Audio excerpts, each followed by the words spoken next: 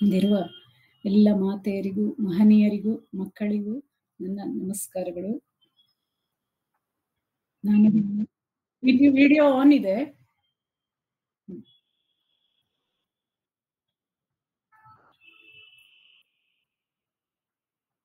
ಒಂದು ನಿಮಿಷ.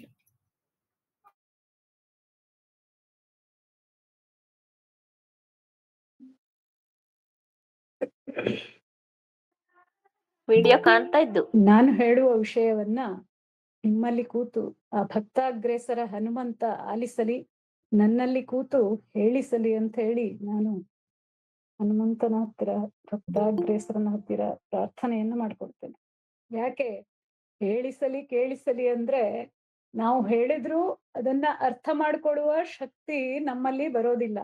ಹಾಗೆ ನನ್ನಲ್ಲೂ ಸಹ ಹೇಳುವ ಶಕ್ತಿಯನ್ನ ಆ ಪರಮಾತ್ಮ ನನಗೆ ಕೊಡ್ಬೇಕು. ಇದು ಧರ್ಮ ಅನ್ನೋದು ಸಣ್ಣ ವಿಷಯವೇ ಅಲ್ಲ. ಹಾಗಾಗಿ ಅದನ್ನ ಹೇಳುವ ಒಂದು ಸಾಮರ್ಥ್ಯವನ್ನು ನನಗೆ ಕೊಡ್ಬೇಕು. ಮತ್ತೆ ನೀವು ಕೇಳಿದ್ರು ಬರೇ ಕಿವಿಯಿಂದ ಕೇಳಿ ಅದು ಈ ಕಡೆಯಿಂದ ಆ ಕಡೆ ಹೋದ್ರೆ ಆಗ್ಲಿಲ್ಲ. ಅದನ್ನ ಕೇಳಿ ನಾವು ಅನುಸರಿಸ್ಬೇಕು ಅಲ್ವಾ? ಹಾಗಾಗಿ ಅದು ನಮ್ಮಲ್ಲಿ ಕೂತ್ಕೊಳ್ಬೇಕು, ಬುದ್ಧಿಯಲ್ಲಿ ಕೂತ್ಕೊಳ್ಬೇಕು. ಹಾಗೆ ಕೂತ್ಕೊಂಡ್ರೆ ಮಾತ್ರ ಅದರ ಅನುಷ್ಠಾನ ನಮ್ಮಿಂದ ಸಾಧ್ಯ. ಅದಕ್ಕಾಗಿ ಆ ಪರಮಾತ್ಮನ ಸಾನ್ನಿಧ್ಯ ಇಲ್ಲದೆ ಯಾವುದು ಸಾಧ್ಯನೇ ಇಲ್ಲ ಅಂತ. ಹಾಗಾಗಿ ಅವನು ಕೇಳಿಸಲಿ ಮತ್ತು ನನ್ನಿಂದ ಹೇಳಿಸಲಿ ಅಂತ ಪ್ರಾರ್ಥನೆ. ಮತ್ತೆ ಇಲ್ಲಿ ಧರ್ಮೋ ರಕ್ಷತಿ ರಕ್ಷಿತಃ ಅಂತ ಇಂದಿನ ವಿಷಯ. ಹಾಗೆ ಧರ್ಮೋ ರಕ್ಷತಿ ಅಂದ್ರೆ ಯಾರು ಧರ್ಮವನ್ನ ರಕ್ಷಣೆ ಮಾಡ್ತಾರೋ ಅವರನ್ನ ಧರ್ಮವೇ ರಕ್ಷಿಸುತ್ತೆ ಅಂತ ಅಲ್ವಾ? ಹಾಗಾದ್ರೆ ನೀವು ಕೇಳಿದಿರ ಅಂದ್ರೆ ಧಾರಣಾ ಧರ್ಮ ಇತ್ಯಾಹುಹು ಅಂತ ಕೇಳಿದಿರ ನೀವು. ಯಾವುದು ಧರಿಸಿದೆಯೋ, ಹೊತ್ತಿದೆಯೋ, ಏನನ್ನ ಹೊತ್ತಿದೆ ಅಂದ್ರೆ ಜವಾಬ್ದಾರಿಯನ್ನ ಹೊತ್ತಿದೆಯೋ ಅದೇ ಧರ್ಮ ಅಂತ. ಹಾಗಾಗಿ ಯಾರ ಜವಾಬ್ದಾರಿಯನ್ನ ಹೊತ್ತಿದೆ ಇದು ಅಂದ್ರೆ ಸಜ್ಜನರ ಜವಾಬ್ದಾರಿ ಅಲ್ವಾ? ಸಜ್ಜನರ ಜವಾಬ್ದಾರಿಯನ್ನ ಯಾವುದು ಹೊತ್ತಿದೆಯೋ ಅದೇ ಧರ್ಮ ಅಂತ. ಹಾಗಾದ್ರೆ ಅಲ್ಲಿ ಸತ್ಯಂ ವದ ಧರ್ಮಂ ಚರ ಅಂತ ಹೇಳ್ತೀವಿ ನಾವು.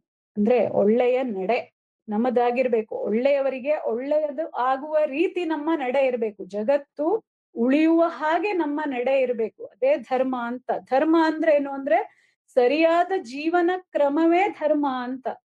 ಸರಿಯಾದ ಜೀವನದ ವಿಧಾನ, ನಮ್ಮ ಜೀವನದ ವಿಧಾನ ಸರಿಯಾಗಿರ್ಬೇಕು. ಹೇಗೆ ಸರಿಯಾಗಿರ್ಬೇಕು ಅಂದ್ರೆ ಅಲ್ಲಿ ಮನುಷ್ಯರಾಗಿ ನಾವು ಹೇಗಿರ್ಬೇಕು ಅಂತ. ಪ್ರಾಣಿಗಳು ಅವಕ್ಕೆ ಹೇಳ್ಕೊಡೋ ಅವಶ್ಯಕತೆನೇ ಇಲ್ಲ. ಅವರು ಹೇಗೆ ಹುಟ್ಟಿಸಿದ್ದಾರೋ ಪರಮಾತ್ಮ ಹಾಗೆ ಅವರ ಧರ್ಮವನ್ನ, ಅವರ ಒಂದು ಜೀವನ ಕ್ರಮವನ್ನ, ವಿಧಾನವನ್ನ ಅದು ಮಾಡತ್ತೆ. ಅಂದ್ರೆ ಮಾಂಸಾಹಾರಿ ಪ್ರಾಣಿ ಮಾಂಸಾಹಾರವನ್ನೇ ತಿನ್ನೋದು, ಸಸ್ಯಾಹಾರಿ ಸಸ್ಯಾಹಾರವನ್ನೇ ತಿನ್ನೋದು ಬಿಟ್ರೆ ಬೇರೆದನ್ನ ತಿನ್ನೋದಿಲ್ಲ ಅದು, ಎಷ್ಟೇ ಕಷ್ಟ ಬಂದರೂ ಸಹ. ಆದರೆ ಮನುಷ್ಯ ಈಗ ನೋಡಿ ಪ್ರತಿಯೊಂದು ಅಂಗಡಿಯಲ್ಲೂ ಸಹ ಮೊಟ್ಟೆ ಸಿಗುವಂತಾಗಿದೆ. ಕಿರಾಣಿ ಅಂಗಡಿಯಲ್ಲೂ ಸಹ ಮೊಟ್ಟೆ ಸಿಗುವಂತಾಗಿದೆ. ಅಂದ್ರೆ ನಾವು ಏನಾದ್ವಿ, ಮನುಷ್ಯನಿಗೆ ಧರ್ಮವನ್ನ ಹೇಳುವ ಪರಿಸ್ಥಿತಿ ಬಂದಿದೆ ಅಂತ. ಅವನು ಹೇಗಾಗಿದ್ದಾನೆ ಅಂದ್ರೆ ಅವನಿಗೆ ಧರ್ಮದ ಜ್ಞಾನ ಕೊಡ್ಬೇಕಾಗಿದೆ ಈಗ.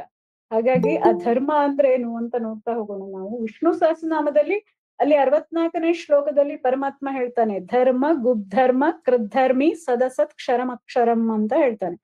ಅಲ್ಲಿ ಧರ್ಮ ಗುಪ್ ಅಂತ ಹೇಳ್ತಾನೆ. ಧರ್ಮ ಗುಪ್ ಅಂದ್ರೆ ಧರ್ಮದ ರಕ್ಷಣೆಯನ್ನ ಮಾಡುವವನು ಅಂತ. ಹಾಗೆ ಧರ್ಮ ಕೃತ್ ಅಂತ ಹೇಳ್ತಾನೆ. ಧರ್ಮದ ಸ್ಥಾಪನೆಯನ್ನ ಮತ್ತೆ ಆಚರಣೆಯನ್ನು ಸಹ ಮಾಡಿ ತೋರಿಸಿದಾನೆ ಪರಮಾತ್ಮ. ಅದೇ ನಾನು ಅಂತ ಹೇಳ್ತಾನೆ. ಹಾಗೆ ಧರ್ಮಿ ನಾನು. ಧರ್ಮಿ ಅಂದ್ರೆ ಒಳ್ಳೆಯ ಶುಭ ಕಾರ್ಯದಲ್ಲಿ ನಾನಿದ್ದೇನೆ, ನಾನ್ ನೆಲೆಸಿರ್ತೇನೆ ಅಂತ ಹೇಳ್ತಾನೆ. ಶುಭ ಕಾರ್ಯ ಅಂದ್ರೆ ಅಲ್ಲಿ ಧರ್ಮ ಪೂಜೆ, ಈಗ ಧಾರ್ಮಿಕ ಒಂದು ಕಾರ್ಯಕ್ರಮ ಇರ್ಬಹುದು, ಹಾಗೆ ಸತ್ಯನಾರಾಯಣ ಕಥೆ ಏನೋ ಇರ್ಬೋದು. ಆದ್ರೆ ಅದರಲ್ಲೆಲ್ಲ ಧರ್ಮ ಅಂದ್ರೆ ಪರಮಾತ್ಮ ಇದ್ದಾನೆ ಅಂತ ಯಾವಾಗ ಆಗತ್ತೆ ಅಂದ್ರೆ ಆ ಒಂದು ಉದ್ದೇಶ, ಅಲ್ಲಿ ಮಾಡುವ ಆ ಕಾರ್ಯಕ್ರಮವನ್ನು ಮಾಡುವ ಉದ್ದೇಶ ಒಳ್ಳೆಯದಿರ್ಬೇಕು. ಹಾಗೆ ಭಕ್ತಿ ಶ್ರದ್ಧೆ ಇರ್ಬೇಕು ಆ ಒಂದು ಮಾಡುವ ಕಾರ್ಯಕ್ರಮದಲ್ಲಿ. ಆಗ ಮಾತ್ರ ಅದರಲ್ಲಿ ಪರಮಾತ್ಮ ಬಂದು ನೆಲೆಸ್ತಾನೆ ಅಂತ. ಈಗ ನಾವು ಪಿತೃ ಕಾರ್ಯವನ್ನೇ ಮಾಡ್ಲಿ ಅಥವಾ ಯಾವುದೇ ಗಣೋಮ ಯಾವುದೇ ಕಾರ್ಯವನ್ನು ಮಾಡುವಾಗ ಅಲ್ಲಿ ದೇವತೆಗಳು ಬಂದು ನೋಡ್ತಾರಂತೆ. ಹಿಂದಿನ ದಿವಸವೇ ನಿಮ್ಮ ತಯಾರಿ ಹೇಗಿದೆ ಅಂತ ನೋಡ್ತಾರಂತೆ. ಅದರಲ್ಲಿ ಭಕ್ತಿ ಶ್ರದ್ಧೆ ಇದೆಯಾ ಅಥವಾ ಸ್ವಚ್ಛತೆ ಎಲ್ಲ ಇದೆಯಾ? ನೀವು ಅಷ್ಟು ಪ್ರೀತಿಯಿಂದ ಅಂದ್ರೆ ಪರಮಾತ್ಮನಿಗೋಸ್ಕರ ಅಂತ ಮಾಡ್ತಾ ಇದ್ದೀರಾ ಅಥವಾ ನಿಮಗೋಸ್ಕರ ಏನೋ ಒಳ್ಳೆ ಹೆಸರು ಬೇಕು ಅಂತ ಮಾಡ್ತಾ ಇದ್ದೀರಾ ಅಂತೆಲ್ಲ ಪರೀಕ್ಷೆ ಮಾಡ್ತಾರಂತೆ ದೇವತೆಗಳು. ಹಾಗೆ ನಿಮ್ಮ ಉದ್ದೇಶವನ್ನ ತಿಳಿದು ಅಲ್ಲಿ ಬಂದು ನೆಲೆಸ್ತಾರಂತೆ. ಮುಂಚಿನ ದಿನ ಬಂದು ನೋಡ್ತಾರಂತೆ ಅವರು. ಹಾಗಾಗಿ ನಮ್ಮ ಉದ್ದೇಶ ಒಳ್ಳೆಯದಿರ್ಬೇಕು. ಆಗ ಆ ಶುಭ ಕಾರ್ಯದಲ್ಲಿ ನಾನು ಬಂದು ನೆಲೆಸ್ತೇನೆ ಅಂತ, ಧರ್ಮಿ ನಾನು ಅಂತ ವಿಷ್ಣು ಸಹಸ್ರನಾಮದಲ್ಲಿ ಪರಮಾತ್ಮನೇ ಹೇಳಿದ್ದಾನೆ. ಮತ್ತೆ ಧರ್ಮಾಧ್ಯಕ್ಷ, ನಾನೇ ಧರ್ಮವನ್ನ ಪಾಲಿಸುವವರಿಗೆ ಅನುರೂಪವಾದ ಫಲವನ್ನ ಕೊಡ್ತೇನೆ ಅಂತ ಹೇಳಿದ್ದಾನೆ. ಅನುರೂಪವಾದ ಫಲ ಅಂದ್ರೆ ಈಗ ನಾವು ಧರ್ಮವನ್ನ ಆಚರಿಸ್ತೇವೆ, ಆದ್ರೆ ಆ ಧರ್ಮದಲ್ಲಿ ನಮಗೆ ಶ್ರದ್ಧಾ ಭಕ್ತಿ ಇಲ್ಲ ಅಂತಾದ್ರೆ ಅದಕ್ಕೆ ಏನು ಫಲ ಸಿಗತ್ತೆ? ಪಾಪವೇ ಆಗತ್ತೆ ಅದು. ಹಾಗಾಗಿ ಅಲ್ಲಿ ಪುಣ್ಯದ ಫಲ ಲಭಿಸೋದೇ ಇಲ್ಲ. ಮತ್ತೆ ನಾವು ಮಾಡುವಾಗ ಅಲ್ಲಿ ಇಲ್ಲಿ ವಿಚಾರ ಮಾಡಿದ್ರೆ ಅದಕ್ಕೆ ಪುಣ್ಯ ಎಲ್ಲಿ ಬಂತು ಅಲ್ವಾ? ಹಾಗಾಗಿ ಆ ಒಂದು ಧರ್ಮಾಧ್ಯಕ್ಷನಾಗಿ ಅವನು ಏನ್ ಮಾಡ್ತಾನೆ, ಅನುರೂಪ ಫಲವನ್ನ ಕೊಡ್ಲಿಕ್ಕೆ ಅವನೇ ಮುಂದಾಗ್ತಾನೆ. ಅವನೇ ನಮಗೆ ಫಲವನ್ನ ಕೊಡೋದು. ನೀವು ಗಣಹೋಮ ಮಾಡಿದ್ರು ಫಲ ಕೊಡುವವನು ತಾನೇ ಅಂತ ಹೇಳಿದಾನೆ ಪರಮಾತ್ಮ. ಹಾಗಾಗಿ ಆ ಕೃಷ್ಣ ಪರಮಾತ್ಮನೇ ಎಲ್ಲ ಕಡೆ ಕೂತು ಬೇರೆ ದೇವತೆಗಳಿಗೂ ಸಹ ಆ ನೀವು ಕೊಟ್ಟ ಒಂದು ಅರ್ಪಣೆಯನ್ನ ಅವರಿಗೆ ಕೊಡುವವನು ನಾನೇ ಅಂತ ಹೇಳಿದ್ದಾನೆ. ಹಾಗಾಗಿ ಅಲ್ಲಿ ಒಂದು ಉದಾಹರಣೆಯನ್ನು ಕೊಡ್ಬೋದು ನಿಮ್ಗೆ. ಪರೀಕ್ಷೆಯಲ್ಲಿ ಪರೀಕ್ಷಕರು ಯಾರೇ ಬೇರೆಯವರು ಕೂತ್ಕೊಂಡ್ರು ಸಹ, ಕನ್ನಡ ಪೇಪರ್ ಇರ್ಬೋದು, ಅಲ್ಲಿ ಕೂತವರು ಇಂಗ್ಲಿಷ್ ಟೀಚರ್ ಅಲ್ಲಿ ಬಂದು ಕೂತ್ಕೊಂಡು ಎಲ್ಲವನ್ನ ನೋಡ್ತಾ ಇರ್ಬೋದು. ಆದ್ರೆ ಪರೀಕ್ಷೆ ಪೇಪರ್ ಅನ್ನ ಅವರಿಗೆ ಕೊಡ್ಬೇಕು. ಅವರು ಆ ಪೇಪರ್ ಅನ್ನ ಯಾರಿಗೆ ಕೊಡ್ಬೇಕು ಅದು ಅವರಿಗೆ ಅದನ್ನ ಒಪ್ಪಿಸ್ತಾರೆ. ಹಾಗೆ ಇಲ್ಲಿ ಪರಮಾತ್ಮ ನಾನು ಎಲ್ಲ ನಿಮ್ಮ ಕರ್ಮಗಳಿಗೆ ಫಲವನ್ನ ಕೊಡುವವನು ಅಂತ ಹೇಳ್ತಾನೆ.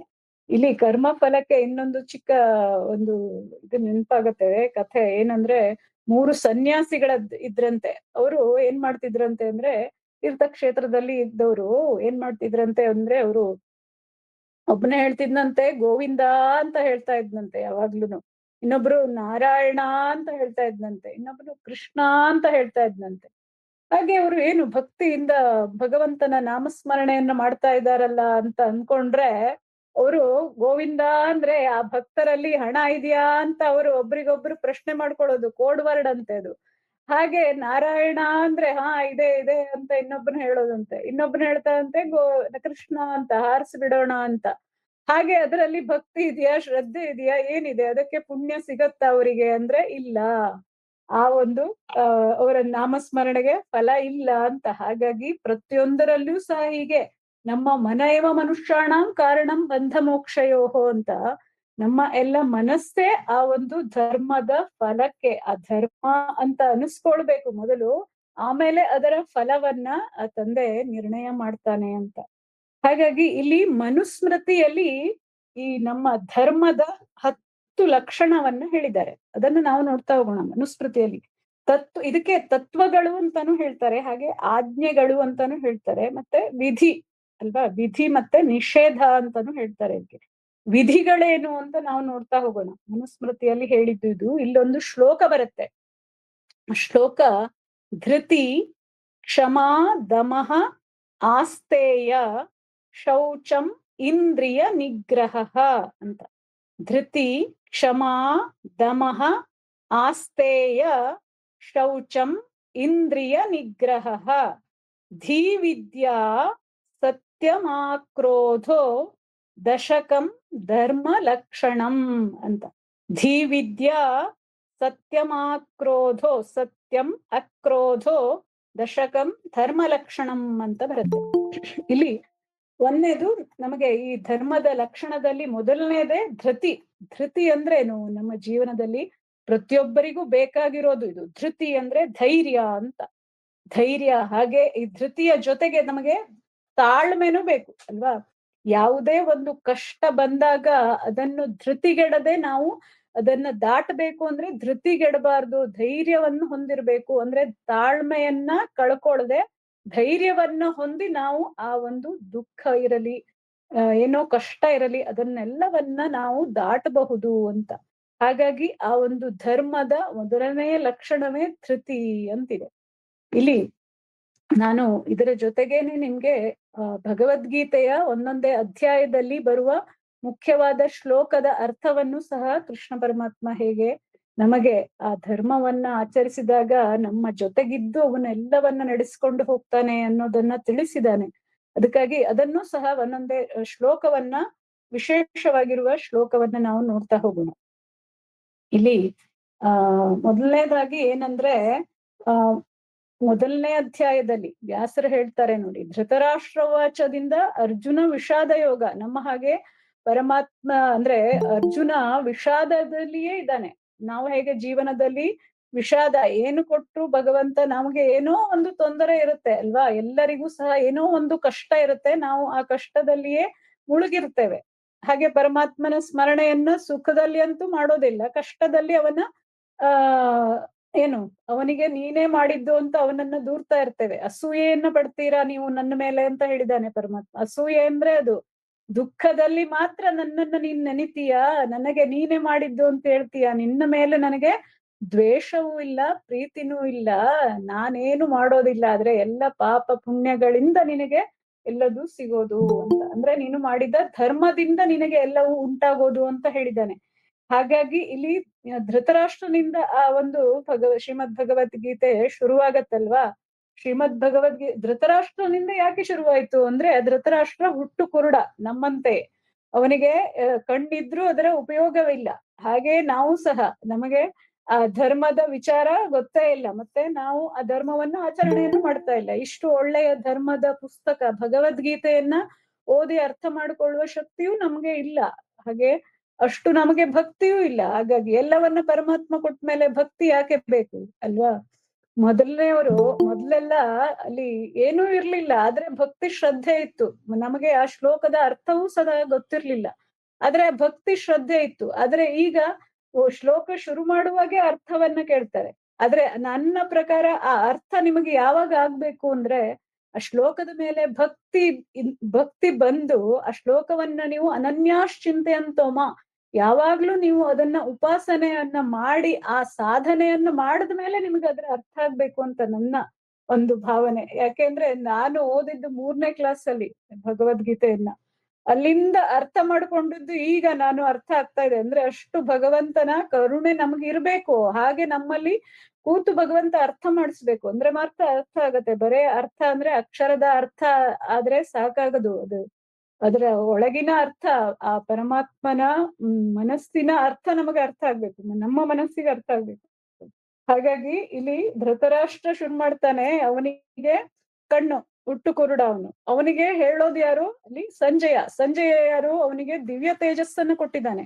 ಅಂತಹ ಸಂಜಯನ ಹಾಗೆ ನಾವು ದಿವ್ಯ ತೇಜಸ್ಸನ್ನ ಹೊಂದು ಆ ಅರ್ಜುನ ನೋಡಿ ಶರಣು ಹೊಂದುತ್ತಾನೆ, ಕೃಷ್ಣನನ್ನ ಶರಣು ಹೊಂದ್ತಾನೆ. ನನಗೆ ಹೀಗೆ ಮೊದಲೆಲ್ಲ ಪರಾಕ್ರಮವನ್ನ ಕೊಚ್ಚಿಕೊಂಡ, ನಾನು ಯುದ್ಧ ಮಾಡ್ತೇನೆ, ಎಲ್ಲರನ್ನ ಕೊಂದು ಬಿಡ್ತೇನೆ ಅಂತೆಲ್ಲ. ಆದ್ರೆ ಕೊನೆಗೆ ಎಲ್ಲರನ್ನ ನೋಡಿದಾಗ ಅವನಿಗೆ ಭಯ ಉಂಟಾಗ್ಲಿಕ್ಕೆ ಶುರುವಾಯ್ತು. ಆಗ ಅವನು ನನಗೆ ಕೊಂದ್ಲಿಕ್ಕೆ ಸಾಧ್ಯನೇ ಇಲ್ಲ ಅಂತ ಹೇಳಿ ಶರಣು ಹೊಂತಾನೆ, ನೀನೇ ಮಾರ್ಗದರ್ಶನವನ್ನ ಮಾಡು ನನಗೆ ಅಂತ ಕೃಷ್ಣನಲ್ಲಿ. ಆಗ ಕೃಷ್ಣ ಪರಮಾತ್ಮ ಅವನಿಗೆ ಎಲ್ಲ ಉಪದೇಶವನ್ನ ಮಾಡ್ತಾ ಹೋಗ್ತಾನೆ ಅಲ್ಲಿ.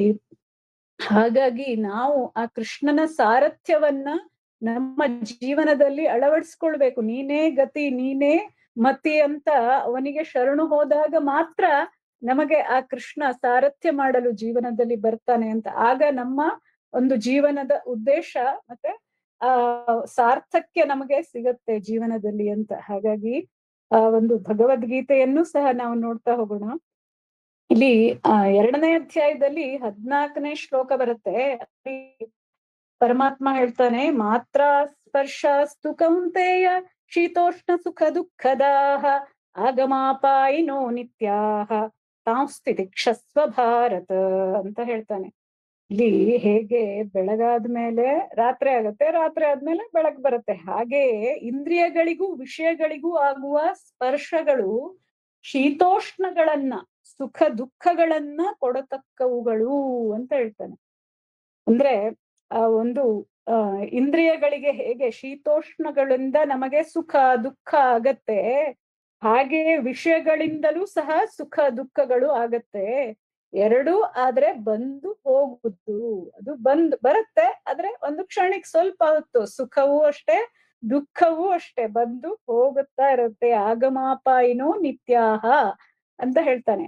ಅಂದ್ರೆ ಅದಕ್ಕಾಗಿ ನೀನು ದುಃಖಿಸಬಾರದು ಅಂತ. ಈಗ ನೀವು ಒಂದು ಸೀರೆಯನ್ನ ತೆಗೆದುಕೊಂಡ್ರೆ ಈಗ 5,000 ಸೀರೆ ತಗೊಂಡ್ರೆ ಅದರಿಂದ ನಿಮ್ಗೆ ಒಂದ್ ಸ್ವಲ್ಪ ದಿವಸ ಉಟ್ರಿ ಖುಷಿ ಆಯ್ತು. ಆಮೇಲೆ ಇನ್ನೊಬ್ರು ಯಾವ್ದೋ 10,000 ಸೀರೆ ತಗೊಂಡಿದ್ದಾರೆ, ಅದನ್ನ ತಗೊಳ್ಬೇಕು ಅನ್ನೋ ಆಸೆ 5,000 ಸೀರೆಯಿಂದನೇ ಮತ್ತೆ ಉಂಟಾಯ್ತು ಅಲ್ವಾ. ಆ ಸೀರೆ ಸುಖವನ್ನ ಕೊಟ್ಟ ಹಾಗೆ ದುಃಖವನ್ನು ಜೊತೆ ಜೊತೆಗೆ ಕೊಡ್ತು. ಏನಂದ್ರೆ ಇನ್ನೊಂದು ಆಸೆ ಅಲ್ಲಿ ಉತ್ಪನ್ನ ಆಯ್ತು ನಿಮ್ಗೆ. ಆಸೆ ಉಟ್ಕೊಂತು. ಏನಂದ್ರೆ 10,000ದ ಸೀರೆ ತಗೊಳ್ಬೇಕು. ಅದು ಸಿಗ್ಲಿಲ್ಲ ಅಂದ್ರೆ ನಿಮಗೆ ದುಃಖ ಮತ್ತೆ. ಇದ್ರೆ ಉಡ್ಬೇಕಲ್ಲ ಅಂತ ದುಃಖ. ಹಾಗೆ ಆ ದುಃಖದ ಜೊತೆಗೆ ಸುಖ, ಸುಖದ ಜೊತೆಗೆ ದುಃಖ. ಒಂದರ ಜೊತೆಗೆ ಒಂದು ಯಾವಾಗ್ಲೂ ಇರೋದು. ನೀನು ತಳ್ಕೊಳ್ಬೇಡ, ನಿನಗೆ ಸುಖ ಇದೆ ಅಂತ. ಅದರ ಜೊತೆಗೆ ನಿನಗೆ ದುಃಖ ಬರ್ತಾ ಇದೆ, ದಾರಿಯಲ್ಲಿದೆ ಅನ್ನೋದನ್ನ ನೀನು ಮರೆಯಬೇಡ ಅಂತ. ಹಾಗಾಗಿ ಅಲ್ಲಿ ಹಾಗೆ ಸುಖ ದುಃಖಗಳು ಬಂದು ಹೋಗುತ್ತೆ. ಅದಕ್ಕಾಗಿ ನೀನು ಧೃತಿಗೆಡಬೇಡ, ತಾಳ್ಮೆಯಿಂದಿರು, ಅದು ಕ್ಷಣಿಕ ಅಂತ ಪರಮಾತ್ಮ ಹೇಳ್ತಾನೆ. ಹಾಗಾಗಿ ನಾವು ಆ ತಾಳ್ಮೆಯಲ್ಲಿ ಅವನ ಮಾರ್ಗದರ್ಶನವನ್ನ ಅಂದ್ರೆ ಧರ್ಮವನ್ನ ಪಾಲಿಸ್ತಾ ನಾವು ಆ ಧರ್ಮ ರಕ್ಷಕನನ್ನ ಹೊಂದಿದಾಗ ನಮಗೆ ಆ ಒಂದು ಕಷ್ಟದ ಒಂದು ಪರಿಸ್ಥಿತಿ, ದುಃಖದ ಪರಿಸ್ಥಿತಿ ದಾಟಿ ಹೋಗುತ್ತೆ ಅಂತ. ಸುಖ ಸಿಗತ್ತೆ ಅಲ್ಲಿ ನಮಗೆ. ಆ ಒಂದು ಕಷ್ಟವನ್ನ ನಾವು ಸುಲಭವಾಗಿ ದಾಟಬಹುದು ಅನ್ನೋದನ್ನ ಕೃಷ್ಣ ಈ ಒಂದು ಶ್ಲೋಕದಲ್ಲಿ ಹೇಳಿದ್ದಾನೆ. ಹಾಗೆ ಇನ್ನೊಂದು 2ನೇ ಅಧ್ಯಾಯ ಅವನು ಕಣ್ಣು ತುಂಬಿಕೊಂಡು ಕಣ್ಣಲ್ಲಿ ನೀರಿಡ್ತಾ ಅರ್ಜುನ ಅಷ್ಟು ದುಃಖದಲ್ಲಿದ್ದಾಗ ಪರಮಾತ್ಮ ನೋಡ್ತಾ ಹೇಳ್ತಾನೆ, ನೀನು ಧೃತಿಗೆಡಬೇಡ ಅಂತ ಹೇಳೋದು. ಅಂದ್ರೆ ಆ ಶ್ಲೋಕದಲ್ಲಿ ಮತ್ತೆ ಹೇಳ್ತಾನೆ, ಜಾತಸ್ಯ ಹಿ ಧ್ರುವೋ ಮೃತ್ಯು ಧ್ರುವಂ ಜನ್ಮ ಮೃತಸ್ಯ ಚ ಅಂತ ಹೇಳ್ತಾ 27ನೇ ಶ್ಲೋಕದಲ್ಲಿ ಹೇಳ್ತಾನೆ. ಅಂದ್ರೆ ಈ ಸತ್ತವನಿಗೆ ಜನ್ಮ ನಿಶ್ಚಯ, ಸತ್ತವನಿಗೆ ಜನ್ಮ ನಿಶ್ಚಯ, ಅಂತಹ ಪರಿಹರಿಸಲಾಗದ ವಿಷಯ ಅದು. ಅದು ಹುಟ್ಟದವರು ಸಾಯ್ಲೇಬೇಕು, ಸತ್ತವನು ಹುಟ್ಟಲೇಬೇಕು ಅನ್ನೋದು ಅಂತಹ ವಿಷಯದ ಬಗ್ಗೆ. ಅದು ನಿನ್ನ ಹತ್ರ ಪರಿಹರಿಸ್ಲಿಕ್ಕೆ ಆಗೋದೇ ಇಲ್ಲ. ಅದು ಅಂತಹ ವಿಷಯದ ಬಗ್ಗೆ ನೀನು ಶೋಕಿಸ್ತಾ ಇದೆಯಲ್ವಾ, ಅದು ಶೋಕ, ಅದು ಅಂದ್ರೆ ಅದು ನಿನಗೆ ಅಷ್ಟು ಶೋಭೆಯನ್ನು ಉಂಟು ಮಾಡುವುದಾ ಅಂತ ಕೇಳ್ತಾನೆ. ಅದು ನಿನಗೆ ಮತ್ತೆ ಕೀರ್ತಿಯನ್ನು ಉಂಟು ಮಾಡುವುದು ಅಲ್ಲ. ನೀನು ಶೋಕಿಸ್ತಾ ಕೂತ್ಕೊಂಡ್ರೆ ನೀನು ಜೀವನವನ್ನ, ನಮಗೂ ಹೇಳಿದ್ದು ಇದೆಲ್ಲ, ಜೀವನವನ್ನ ನಡೆಸೋದು ಹೇಗೆ ಅಲ್ವಾ. ಹಾಗಾಗಿ ನೀನು ಶೋಕಿಸಬಾರದು. ಆ ಶೋಕವನ್ನ ಬಿಟ್ಟು ಎದ್ದು ನಿಂತ್ಕೊಂಡು ಜೀವನವನ್ನ ಎದುರಿಸುವುದೇ ನಿನ್ನ ಒಂದು ಗುರಿಯಾಗ್ಬೇಕು. ಅದು ನಿನ್ನ ಧರ್ಮ ಅಂತ ಹೇಳಿದಾನೆ. ಅವನು ಕ್ಷತ್ರಿಯ, ಹಾಗಾಗಿ ಅಲ್ಲಿ ಯುದ್ಧ ಮಾಡೋದು ಅವನ ಧರ್ಮ, ಅದನ್ನ ಅವನು ಹೇಳ್ತಾನೆ. ಹಾಗೆ ಪ್ರತಿಯೊಂದು ಸಹ ನಾವು ನಮಗೆ ಕೊಟ್ಟಿರುವ ಧರ್ಮ, ನಾವು ಈಗ ಯಾವುದೇ ಒಂದು ಕುಲದಲ್ಲಿ ಹುಟ್ಟಿದರೂ ಆ ಧರ್ಮವನ್ನ ನಾವು ಪಾಲಿಸ್ತಾ ಹೋಗ್ಬೇಕು. ಅದೇ ನಮ್ಮ ರಕ್ಷಣೆಯನ್ನು ಮಾಡುತ್ತೆ ಅಂತ. ಆಗ ಪ್ರತಿಯೊಂದು ಧರ್ಮವು ಅವರವರಿಗೆ ವಿಹಿತವಾದ ಧರ್ಮವನ್ನೇ ಕೊಟ್ಟಿರ್ತಾನೆ. ಹಾಗಾಗಿ ಅದನ್ನೇ ಅನುಸರಿಸಿದಾಗ ಅವರಿಗೆ ಅಲ್ಲಿ ಒಳ್ಳೆಯದೇ ಆಗತ್ತೆ. ಅದರ ಹಿಂದೆ ಪರಮಾತ್ಮ ನಿಂತ್ಕೊಂಡು ನಮಗೆ ಸಹಾಯವನ್ನ ಮಾಡ್ತಾನೆ ಅಂತ.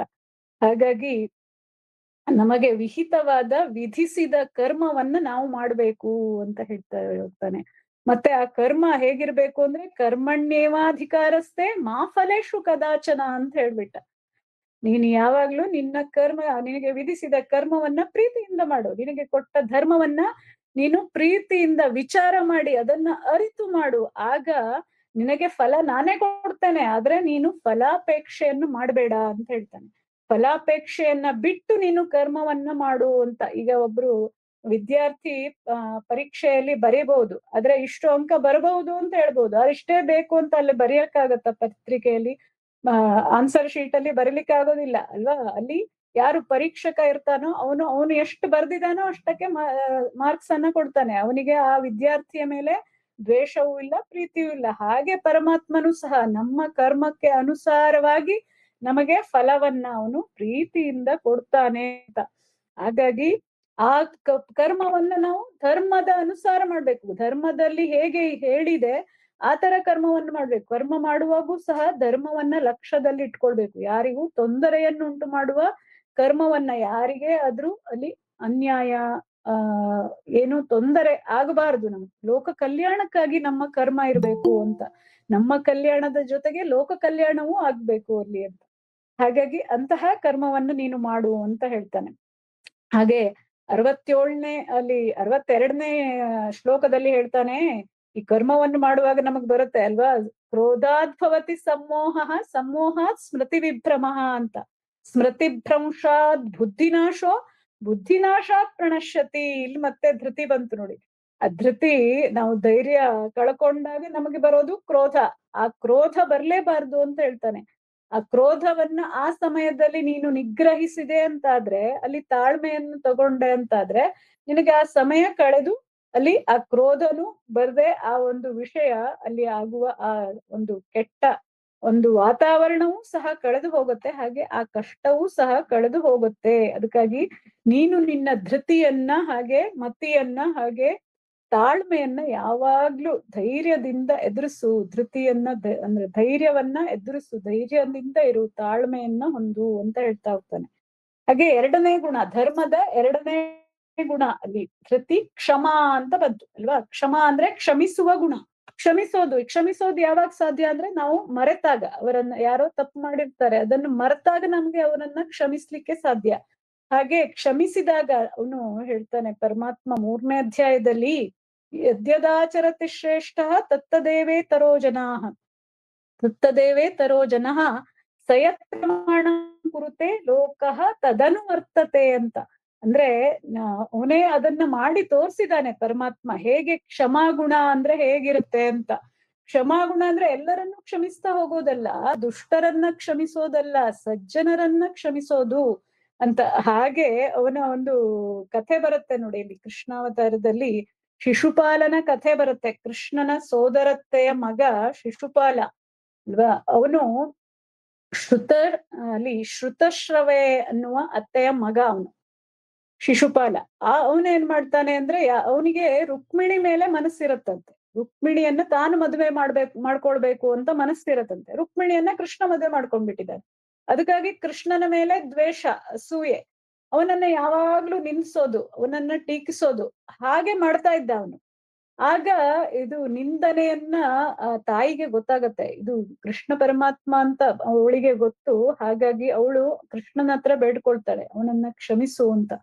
ಆಗ ಕೃಷ್ಣ ಹೇಳ್ತಾನೆ, ನಾನು ಅವನ 100 ಅಪರಾಧವನ್ನ, ಅವಮಾನವನ್ನ, ನನಗೆ ಮಾಡಿದ ಆ ನಿಂದನೆಗಳನ್ನ ನಾನು ಕ್ಷಮಿಸ್ತೇನೆ, ಆದ್ರೆ 100ರ ನಂತರ ನಾನು ಅದನ್ನ ಕ್ಷಮಿಸೋದಿಲ್ಲ ಅಂತ ಹೇಳ್ತಾನೆ.